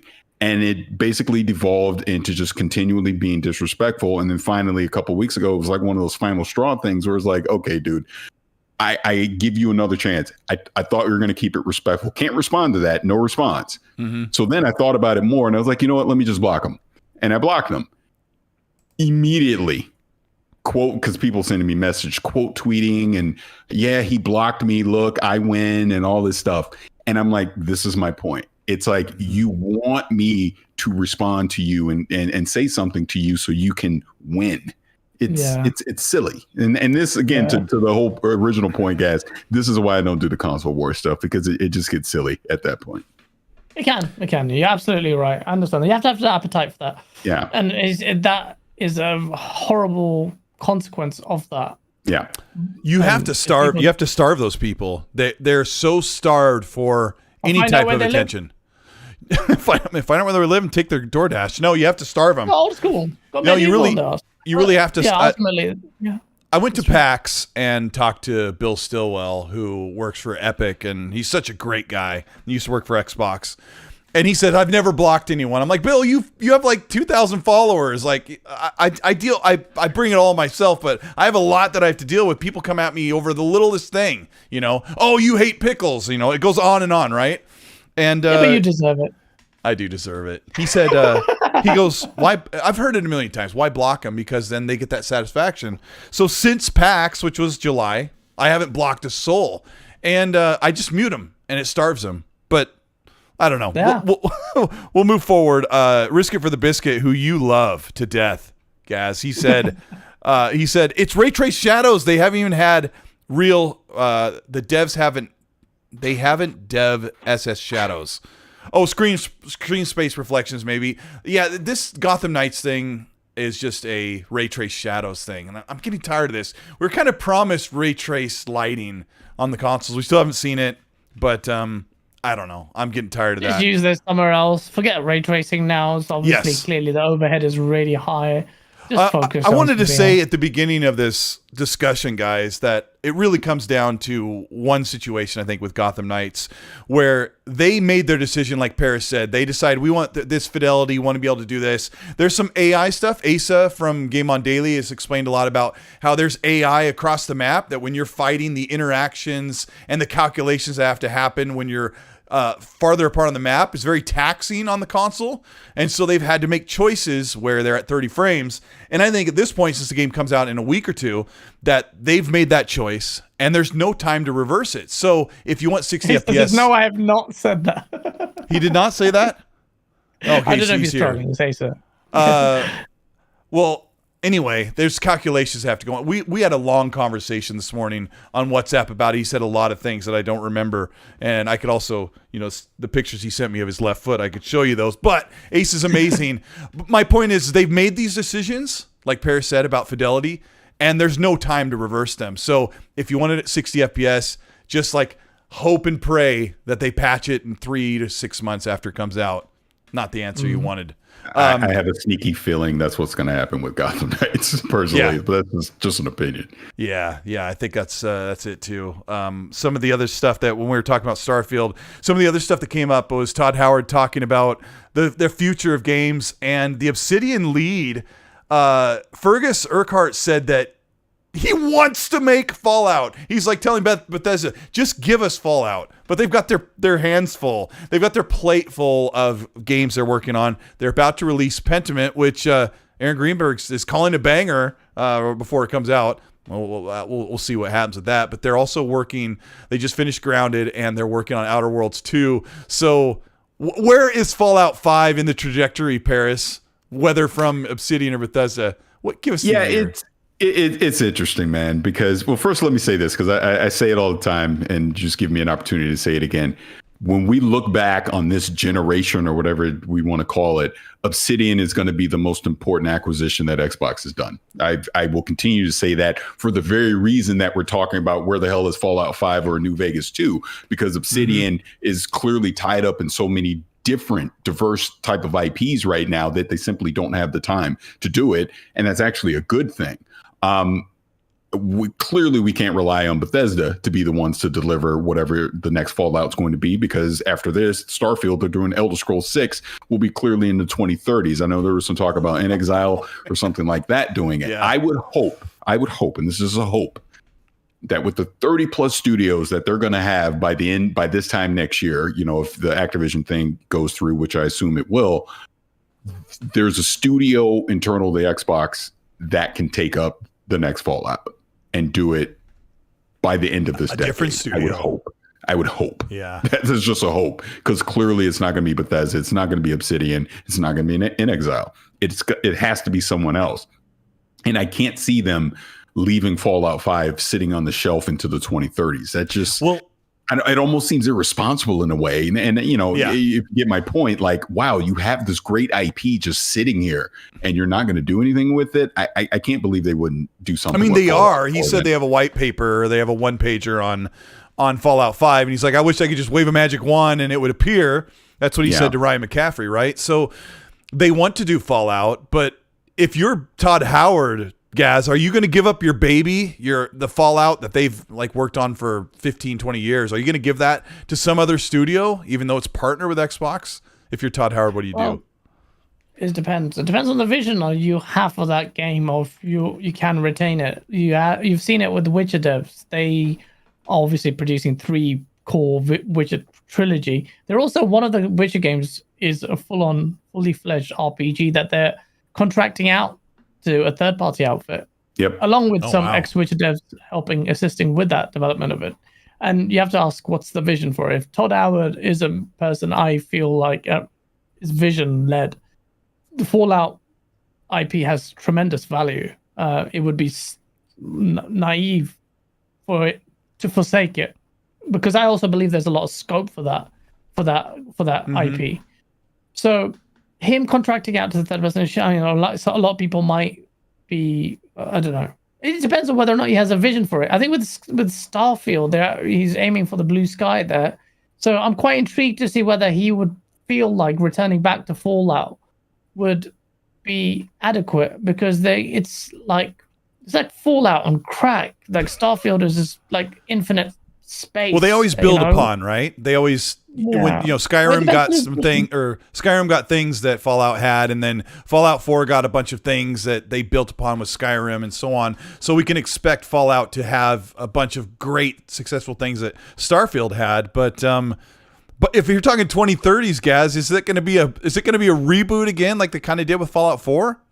Please don't say reboot. Sorry, Parris, you're going to say something there. No, I didn't want to interrupt. Please continue.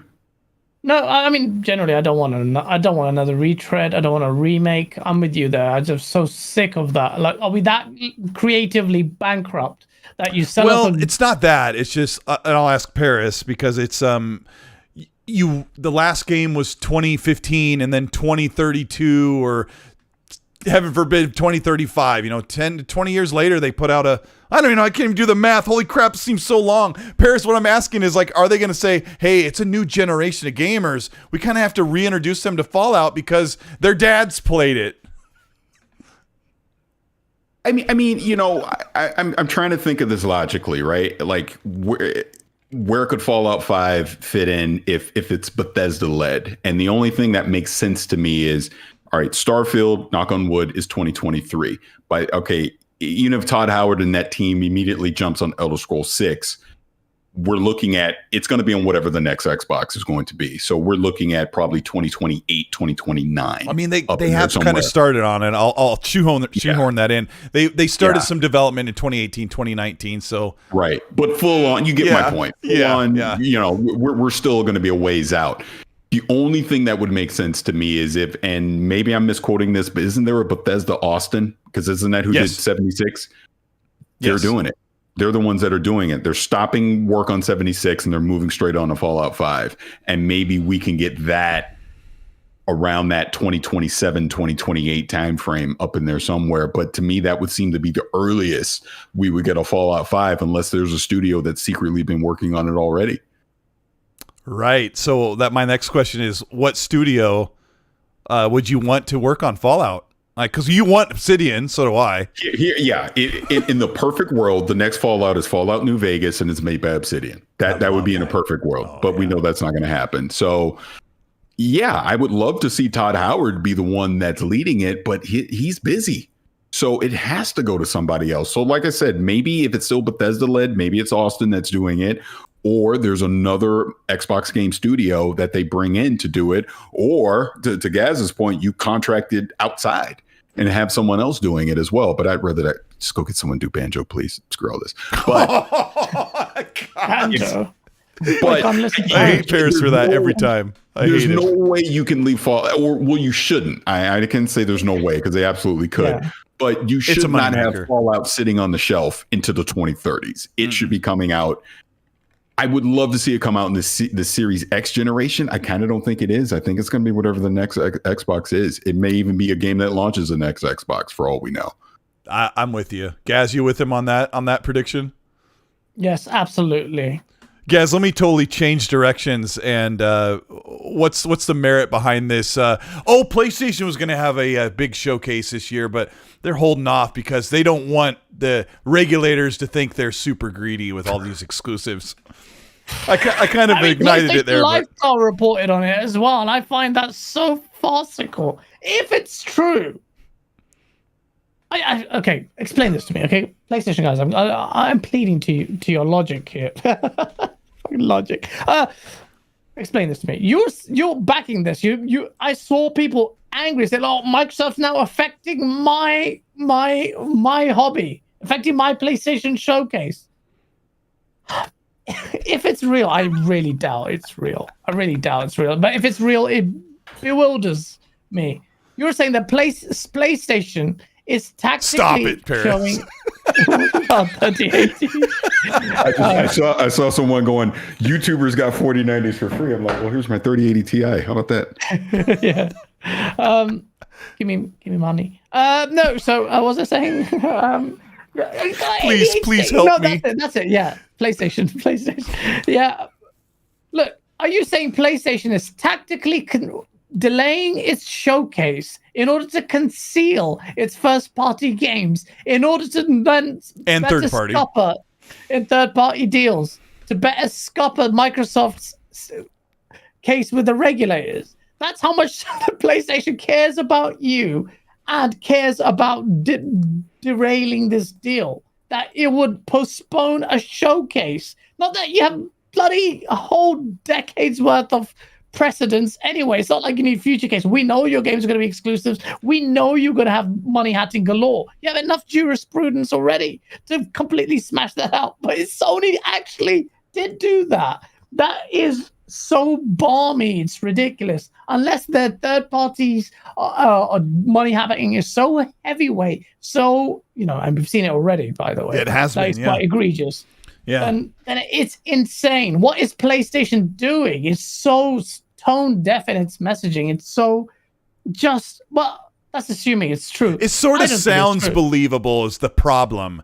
Like when you hear this, of course I laughed when I heard this, Parris. I'm like, right? I'm like, yeah, like they're gonna move their showcase so that they don't look diabolical in against the regulators. But where is their showcase for this year? I'm honestly surprised. Are you hosting it? Well, I can't say that. No, I'm not hosting it. I'm honestly surprised they haven't had a showcase, but maybe they just feel they don't need to. With obviously God of War Ragnarok is going to be huge. Here comes in a few weeks. Maybe they'll have something small at the Game Awards, and then maybe like in February or March. Because look, we know what the big game for them is going to be in 2023 is going to be Spider-Man 2. That it's going to be a monster. Mm-hmm. So I think whenever they do a big showcase, it's going to be for Spider-Man 2, and maybe they just don't feel the need to do that. State of play and then Game Awards, and you're good. Yeah. Why take away from God of War showing Spider-Man? You don't have to. We already know like they're going to have movie tie-ins with Into the Spider-Verse is next year as well. So maybe you just hold all that stuff till 2023. like obviously the weird speculation about they're doing it because of this whole Activision deal. I don't believe that for 1 second, because they're not the ones that are being investigated. So why would that matter? And Microsoft pointing to, oh, look, they got Spider-Man 2 or Uncharted 12 or whatever they're going to show, right? It's like, well, what does that matter? That's not going to matter with anything that Microsoft's doing, trying to acquire Activision. So no, I just think it's strategic in that they don't need to. I mean, look at it this way. Their competition has absolutely nothing to show this year. So why should they? They don't have to. They already got Oh, wow. Yeah. I've said this before. What do you mean, oh, wow, you piece of... How many times have I said this on this show? It's so... Well, when Parris says it, it makes sense. No, I mean, I actually have never... Gaz, you probably said it, and I was like, huh? But, yeah. Oh, wow is all I can say. Yeah, I don't know. We say a lot of Parris, things. You're absolutely right. The competition. Oh my god, I spilled water everywhere. The competition has been completely lackluster. There is no pressure, and as soon as God of War comes, everyone's going to forget the showcase. They're like, "What's play Xbox going to show?" You want to know how you counteract Starfield when that launches?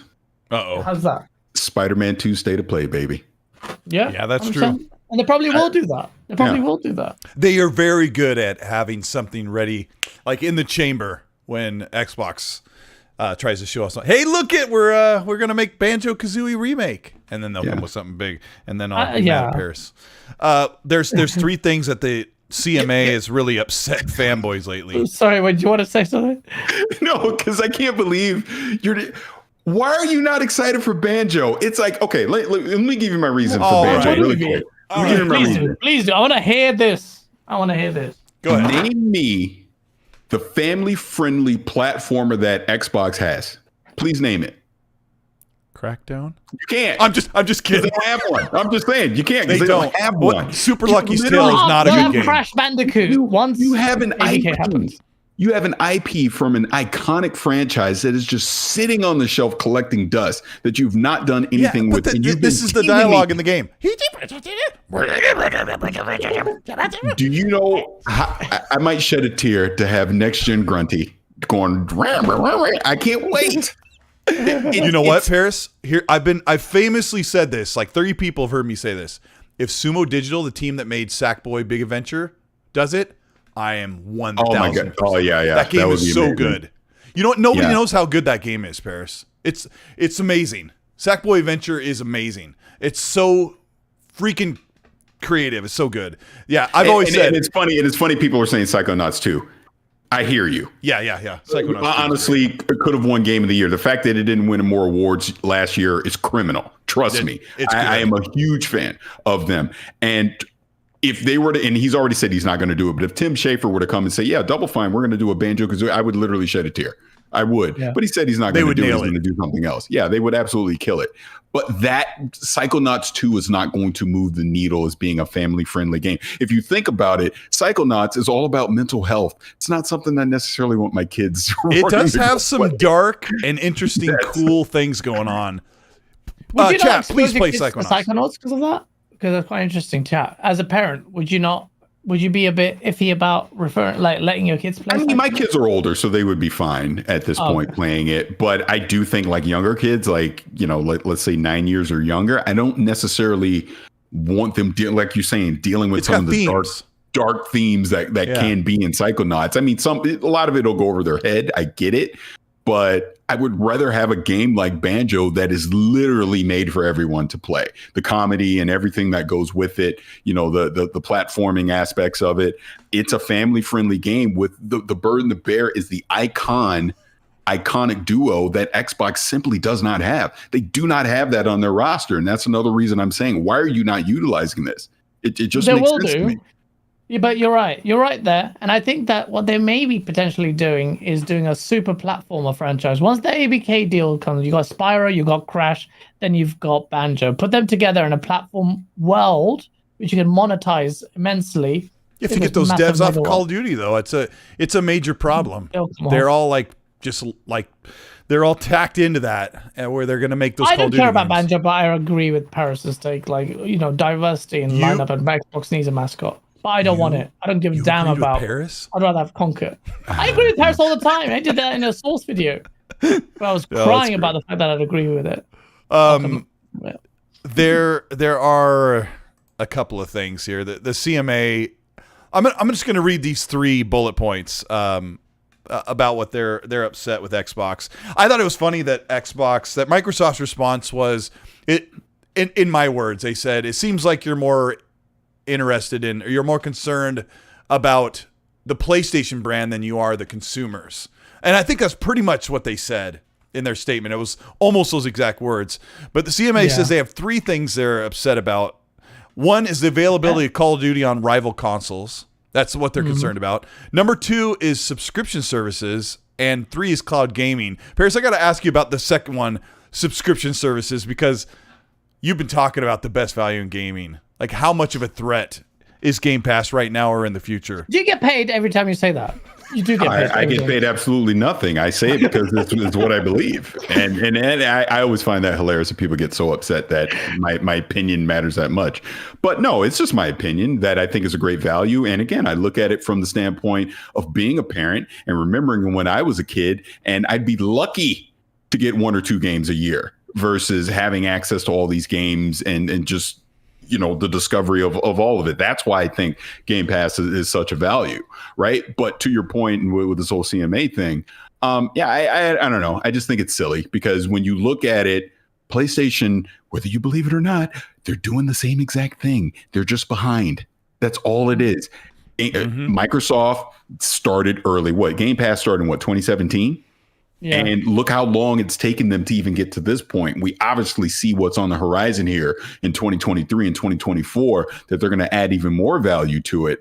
But PlayStation's simply not there. They're not ready to pull the trigger to say, yeah, we're going to put our first party lineup day and date. That's really the only difference between them and the PlayStation Plus, premium or whatever it is, and what Game Pass is. Why though? Why aren't they ready? Because they're saying our premium top tier. Because here's why. I can tell you why. Because people are still more than willing to spend $70 for their first party lineup, and they're getting people to double dip on PC. That's why. That doesn't sound very nice. I guess business isn't very nice. It's the truth. It's simply business. And if you listen, and I've said this for years and people get mad at me, but if you go by what Herman Hulse just said a couple weeks ago, they're already to the point of saying that the PC, their first party lineup on PC is going to be a year behind releasing on PS5. That eventually will skew to be day and date. Eventually. Yeah. And then you will most likely see them go to some type of subscription service where you're getting that stuff all in one big bundle. Because like we even saw with Spider-Man Remastered, they're adding in the PSN support to it. They're just behind from an infrastructure standpoint. That's what, people love to argue and do all that stuff. They're doing exactly what Microsoft started doing back in 2017. It's no different. They're just behind on the PC aspect and getting their globalization of their services. It's just weird that they say, our top tier paid premium service is not made for new games. It's for old games to discover. It's like, why are you calling it premium then? That's just, I don't know. But the messaging is all wrong. They're buying time, like Parris just said. Someone said it's bad business. Maybe I'm missing. What's bad business about it? More money? Well, it might be short-facing if you're saying that the optics of it are so negative that cascades to the mass sentiment, and as a result of being more. This is a hater. I'm a fraud now. Why am I even reading the chat? I should start reading the chat. Sorry, but no, continue. That's the fraud he's talking to about Zorka, actually, not you. Yeah, everybody likes they call Zocker a fraud for fun, and I was talking to Zocker as well about this. I might have mixed up some of the stuff Zocker and I were talking about the technical part of those games running at 30, but I tend to do that. At least the information's there, but who knows who I got it from. My thing is this, to kind of just simplify all this. At the end of the day, yeah, have I done stuff with Xbox? Do I do Xbox show? Blah, blah, blah, whatever, fine. But at the end of the day, I'm always looking for value and stuff. I don't care how much money I make, or how much I don't make, or what I might get, for review or whatever. When I'm talking, I am talking as a consumer that has to go spend my money. So if I'm going to go spend my money, then I want the best value that I possibly can. What we see currently in the industry, Game Pass is what I see as the best value I can get for my money, because if I got to spend, for Ultimate, 180 a year. I'm getting all those games on my console, on my PC. I can stream them on the cloud. And we know we're getting stuff day and date as we go into 2023.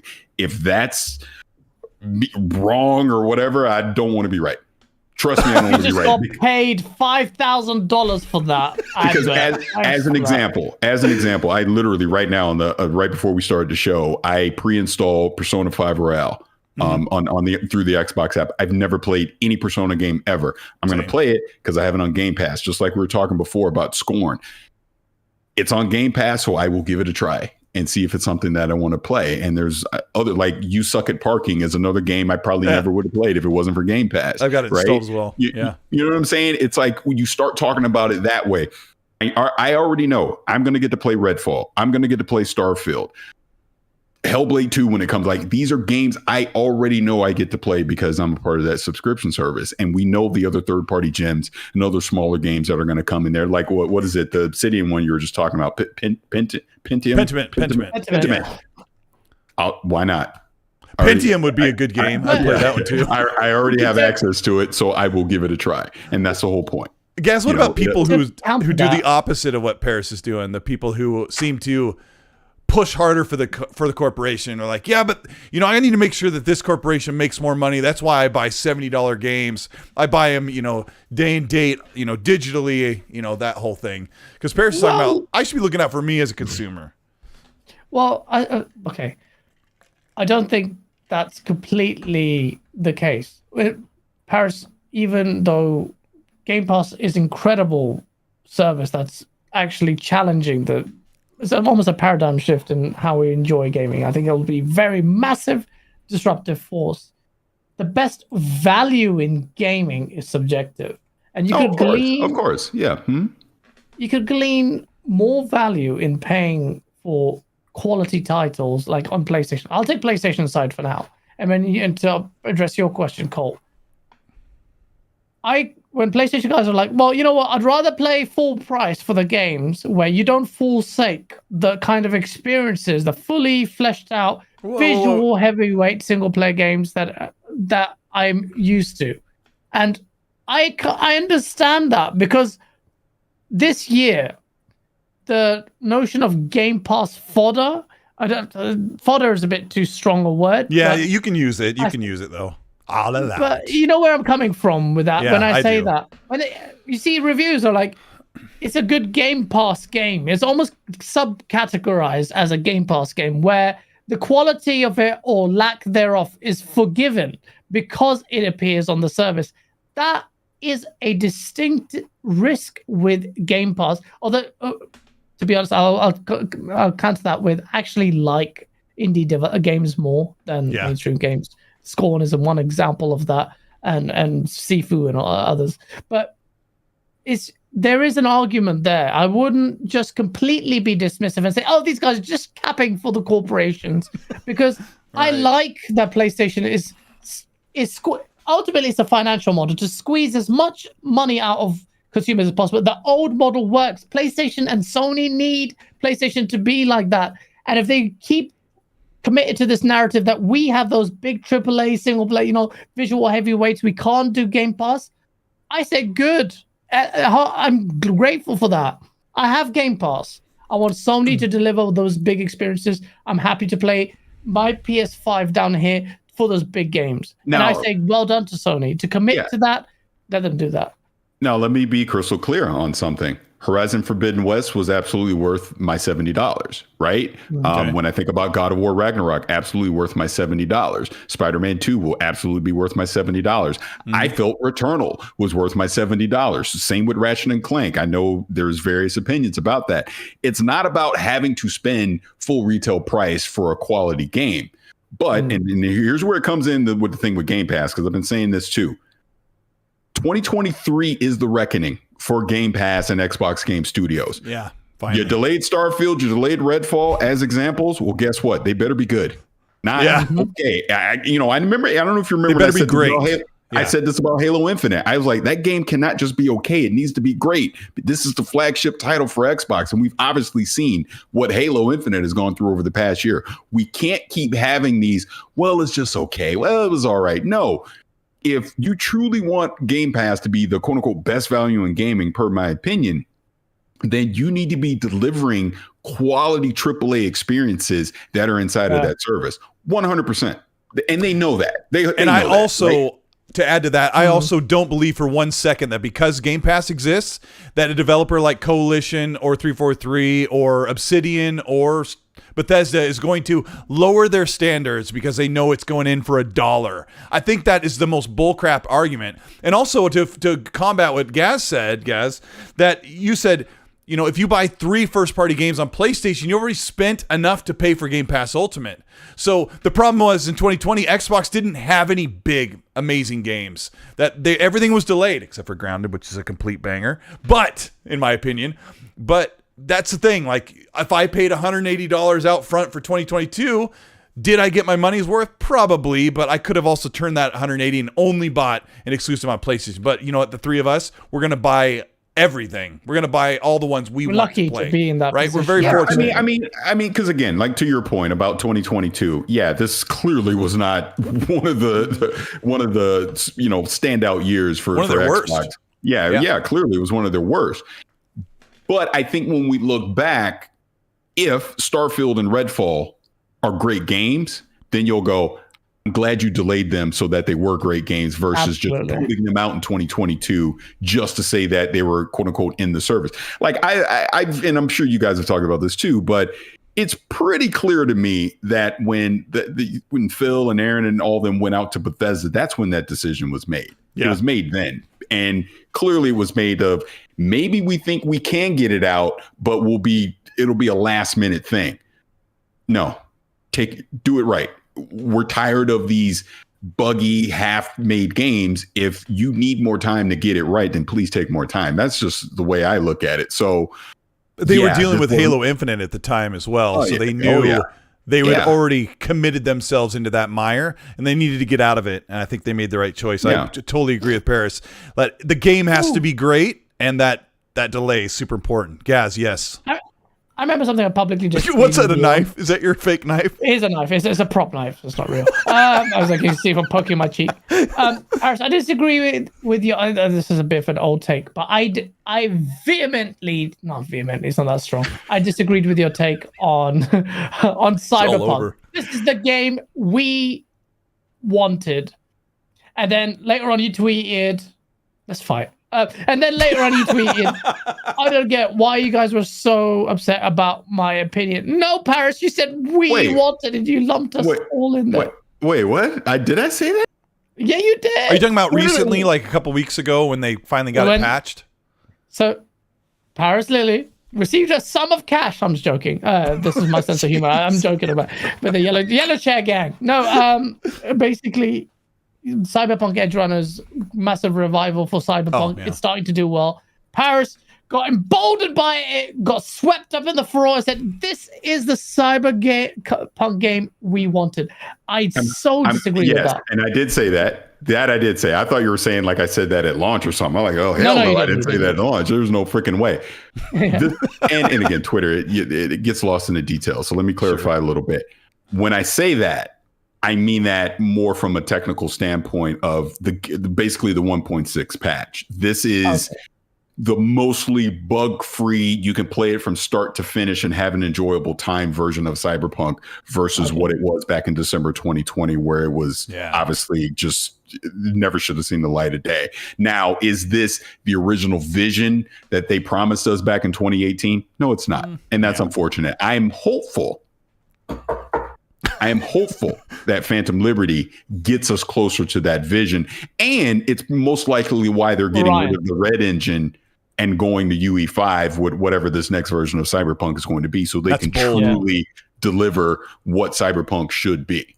So we'll see. But that's what I meant by that. And it's funny, after I tweeted, I go, I should have clarified that more. Did you hate that? You know what? I'm so grateful you didn't. It fed my narrative so well. Anti-Parris, I told you guys, this guy does not care. I know it wasn't like that. I actually was very respectful. I said, did it really though? But see, this is what I like about you. You're very sincere. That's why I hate it. It's so annoying. I was hoping you were just stuck up and just combative, but you're not. You know, it's so funny because I know there's various narratives about me, and obviously, you know, like Colt and I, we've met in person, and no, and I'm not saying you are, but just since I have a chance to kind of address that, I get that there's various narratives about me, and they've seen, you hosted this, or you did that, or you got a freaking yellow chair, and you must be bought and sold, and you're chilling. I hear all the stupid stuff. At the end of the day, I just like games, man. I really could care less what I have a PlayStation, I have an Xbox, I have a Nintendo, I got a PC. I play everything, and I talk about everything, and I give my opinion on it. If I like it or I don't like it. It's so funny. I can go from having the Xbox community mad at me about something I say about Killer Instinct to then have the PlayStation community mad at me because I said something about The Last of Us, to then have the PC community mad at me because I say, the LSS3, kind of like it. You know, it's like it depends on what I'm talking about in the moment. Someone's always going to be upset about what you say. And I'll tell you another thing, that if any of you ever get an opportunity to do anything, like ever interact with leadership in the industry or other developers, or be able to interview them, or anything like related to what Parris has done, like, please take the opportunity and do it, because it's really, really cool. Because Parris is a gaming fan, and he's had an opportunity to sit next to someone that makes those things that we enjoy. And I've also, Gaz has also had many developers on the show. They give him money. He gets paid for it. Let me say this about that, because I know people are trying to throw that in my face too. Well, they gave you money. You'd be a moron to go do one of those things and not get compensated for your time. Yeah, obviously. Of course you are. That's how business works. But definitely, if you work your way into an opportunity, please take it, because Parris is having a good time. And we got to hang out at FanFest because we got to be it's just really cool. It's really cool. The haters will always said that about be there. you, Parris. If he said you were a piece of crap, I'd have told you that. But he didn't. He said, you know what? Parris is so nice. He's so nice. He said this other person was a piece of crap, but Parris is actually really nice. And that pissed me off. It's like, why is he nice? He's actually really, really nice. He said that. I don't know why I'm telling you this. I talked to a very important somebody that was like this the whole time.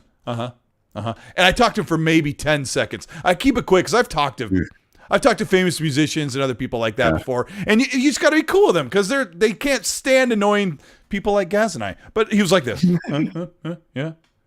What? And I'm like, have a good day. And then I went and talked to Greg Miller. Amazing. Most everybody's amazing, but let me tell this quick story, because I'm actually glad you brought up Greg. So again, I was at the Kind of Funny studio for the opening of the spare bedroom, and obviously it was everybody from Kind of Funny there, and then just other people from the industry that live in San Francisco came in from IGN, GameSpot, just all over. We're in and out, during the day, during the 24 hours, and it was so it was so just refreshing to basically just be around people that are happy, to be around each other, that love gaming for what it is. And we just had a good time. All the conversations that were happening, and very similar to like when you and I were at FanFest. Like FanFest was just so awesome. Just be around people that just love gaming.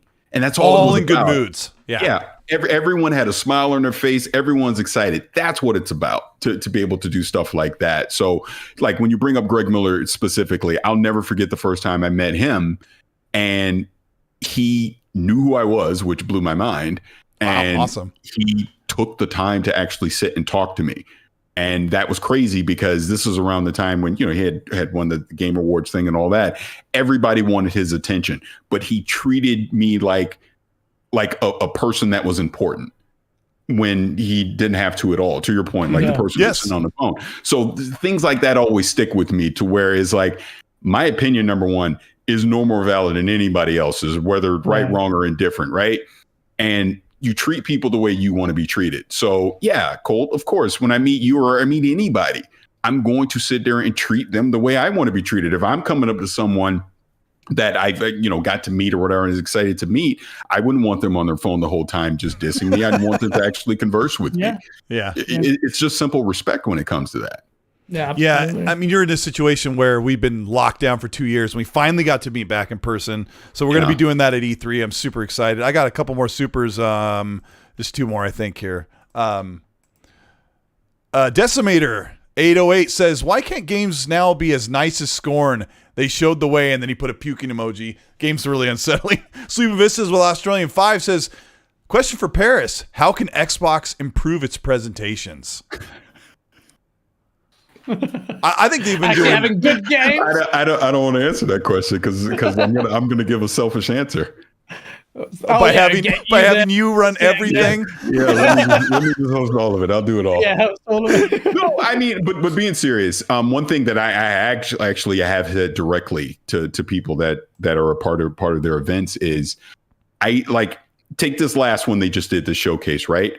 Mm-hmm. I honestly wish they would take some of the smaller games that you get in the big 90-minute showcase and spread them out throughout the year. I would love to see quarterly events where you spotlight some of the smaller games, because you come out of that showcase. What are the 2 things you remember, or maybe even 3? Redfall, Starfield, Kojima. That's it. You're not talking about anything else that comes out of that, right? It's quite a lot to digest anyway. It redresses the balance of indies getting the limelight as well. I mean, you do that. That's a great idea. Having more of those like satellite shows spread around will also give the kind of smaller games their fair share, because that's the ethos of Game Pass. So, and I would add, if you're going to do, you can't just do an indie showcase. They have ID at Xbox. People are like, oh, it's trash, because people are cranky. But what you do with what in Parris is thinking, I'm sure you're thinking the same thing, guys, is you have your big showcase, and then you spill out the other stuff on the next event 3 months later, and then you show some more about the big games that you saw earlier, so they still get that. Or one big game and loads of smaller ones. Yeah, I think absolutely.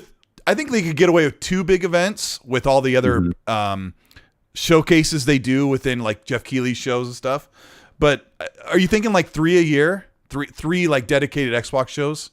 I'm thinking so. Obviously, you're still going to have your big E3 show. And you're going to have your big highlight. Two more.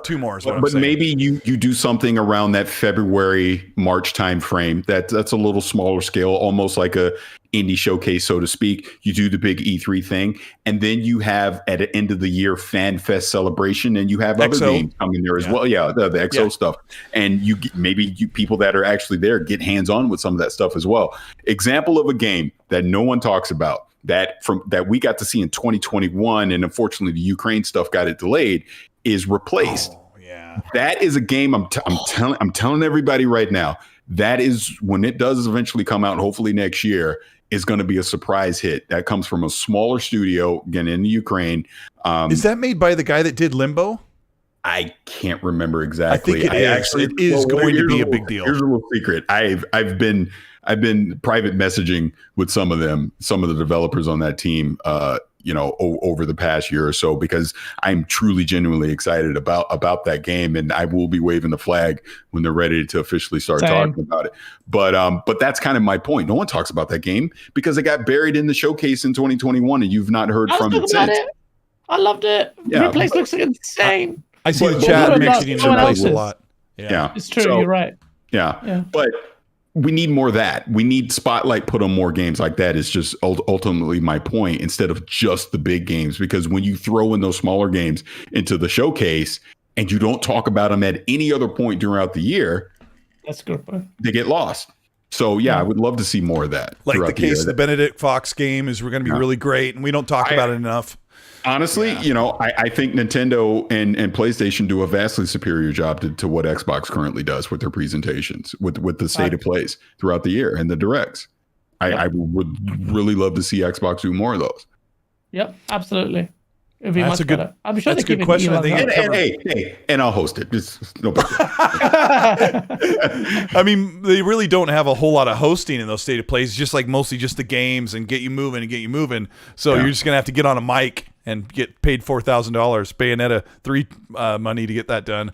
Petsky Krogan, thank you so much for the chat. It says, nice to see Parris on the show. Always a great show, and thank you. And it's a good show when the audio's working. I know that much. Richker for the biscuit, thank you so much for the chat. He says, great show. Hit the like, people. Top 10 Colt. I didn't even ask anybody to hit the like button. I've been just enjoying the conversation with these two guys. Really appreciate it. If you had a good time here with what we've done, show your support by hitting the like button. I don't know. It does something magic. Who cares? But I just hit the like button if you like it. If you don't, you don't have to. One more. Highlander 001 says, I may not like your take on everything in gaming, but I respect your point of view as you hold companies' feet to the fire. Game Pass saves me money. I think he means that one for Parris. And Yeah, I mean, we don't agree with everybody. I mean, I disagree with Gaz half the time, don't I, Gaz? You piece of crap. I do. I've been brought up like with this as an argumentative nature of it. I think people rub it the wrong way. I always combative in my WhatsApp groups or everything. So when it, like, you know, when Parris came at me, said, "Don't do that." I was like, all right, you want war, but we'll hug it out. It's just my nature. It's just always fueled. It's just, I don't know. It's my genes. It's the Baloch in me, the Pakistani in me, the Muslim in me. I don't know. We're just fiery. It doesn't matter. Like, ultimately, we'll always have like, strong takes. We'll never agree with everything, but you know, one thing I do appreciate is people who are honest, and Parris, you are honest, which sucks. Sucks. This is my caricature of you as the enemy. I was gonna build up a source video, like, and it's all crumbling. Oh, I mean, it's making me like you, and I hate it. Just got to move to Colin Moriarty again or someone else. This is so annoying. Come to E3 next year, and then we can hang out in person. Yeah, we will. I'll be there. I'll be there. That'll be so fantastic. No, Guys, you've been super busy. You're working on videos that take far too long. Tell everybody what you're working on, and you know, shout out your channel and stuff. Thank you. Thank you everyone for joining. Thank you, Parris. It was actually a lot of fun. I thought we were going to fight, but we didn't. You're a really nice guy, which sucks. I'll repeat that again. Thank you for everyone chat. I apologize for the source videos being delayed, but I'm making 2 videos. It's crazy. It's ridiculous. Someone at Sony will block me. Halo unfollowed me because they blocked you, didn't they? They blocked me because I was like, "Yo, fix your game. Hire me. Just hire me. I'll fix it." But yeah, that's swearing the source. Be grateful that someone like here with a very short career is going to be dead soon, because then the industry won't want it. But at least in my tiny sperm cell of a career, I spoke my mind. But yeah, thank you so much. I'm grateful for both you gents. Parris, I would genuinely, you know, it was really nice to chat to you, and really, really grateful to have that opportunity. Oh, just relax. All those problems, they happen all the time. No. This has been awesome. Thank you for having me on. Yeah, I'll have to go back to the other stream that I canceled because I know I was probably like this whole time. Yeah, don't worry about it. Parris, yeah, you're the real deal, bro. I really appreciate you being here on the show again and putting up with the technical difficulties, being here, and just, I don't know, it's just, I can't wait to hang out again. Appreciate everything you're doing. Tell everybody what's in the pipeline for your channel. Like, what are you going to be doing next? Like, what can people look forward to? I mean, you got to sell it. You got people watching. That's a good question, actually. I mean, obviously, I'm on Kind of Funny. Matter of fact, I'll be recording the xCast, the first one they're going to be doing in studio. I'll be remote, but they're doing the first xCast in studio.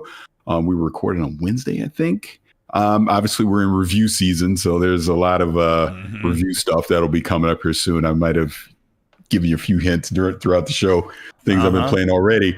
But that and, you know, my YouTube channel, I just be perfectly honest with you, it fell off a cliff about a year ago just because I started doing stuff with Kind of Funny and I was busy, real life stuff, and I just hadn't really gotten back to it. But I actually kind of sort of started it back up here a week or so ago, and I appreciate everyone that's been checking it out and, you know, liking and subscribing and doing all that stuff. Yeah, it is. It is. And the whole, dude, let me just give you your flowers right now. Your production is some of the best I've ever seen. You're super uber talented. I love your work. When a cult video pops up, I'm always watching it because I just love your production value that you do. You do great work. But as far as that, yeah, you can find me Kind of Funny. You can find me at Gamertag Radio. I'm on Twitter at Vicious696, usually ranting about something. But yeah, that's me. Whatever the future holds, I don't know. I'll be at the Game Awards. I guess I can say that. That's one thing. So if you're gonna be at the Game Awards in LA, nice. Yeah, please come say hello. That'll be nice. Yeah, I can't wait to see what happens at the Game Awards as well. And you'll be sitting there in a comfy chair enjoying it on the real deal. Like there's nothing like yellow chair. Comfy yellow chair. You'll wheel him in on a Cyberpunk chair on version 1.6. But there's nothing like being at a live event. It's amazing. Yeah. One more chat. Splendor for us. Thank you so much. He says, how can you not love Gaz, man? You makes you want to oil him up. Very easy not to like me, believe me. He's an acquired taste. Yeah, yeah. Absolutely. I don't normally Well, I guess I do kind of talk about what I'm making, but I didn't tell Gaz this, guys. This is kind of embarrassing for the people who are still watching. But last night I made my first YouTube short. And I figured out like how you make it, and I put it in portrait mode, and I made it really punchy, and it was like 40 seconds long. And my son sat with me, and we made it really great, and it was based on Grounded. It was a really cool little short, and I kind of like followed, hey, what do people like to watch really quickly? And I was pretty proud of it, and I put it out this morning. And I don't know if this means anything, but it got like 700 views in 7 hours, and a 700 views. Yeah, and a channel my size can typically get 700 views in 10 minutes or an hour, right? So I was like, and I kind of followed all the rules, so it drops in as a short, and it sends out notifications, but I don't know. YouTube's kind of going this way where they want people just want to watch 60-second sound bites. ADHD is like, which I have. It's like just been ruling the world as far as that's concerned. But if you want to check it out, it's a challenge. Yeah, if you want to check it out, I speak to people all the time, like big 1 million sub guys, and they're like, "We're a bit, what's going on here?" I don't like to talk about like under the hood with YouTube stuff because I think it's inappropriate. Like we're here. I get to talk about games, and even if there's only 2 people watching, Gaz and then my mom, that's fantastic, right?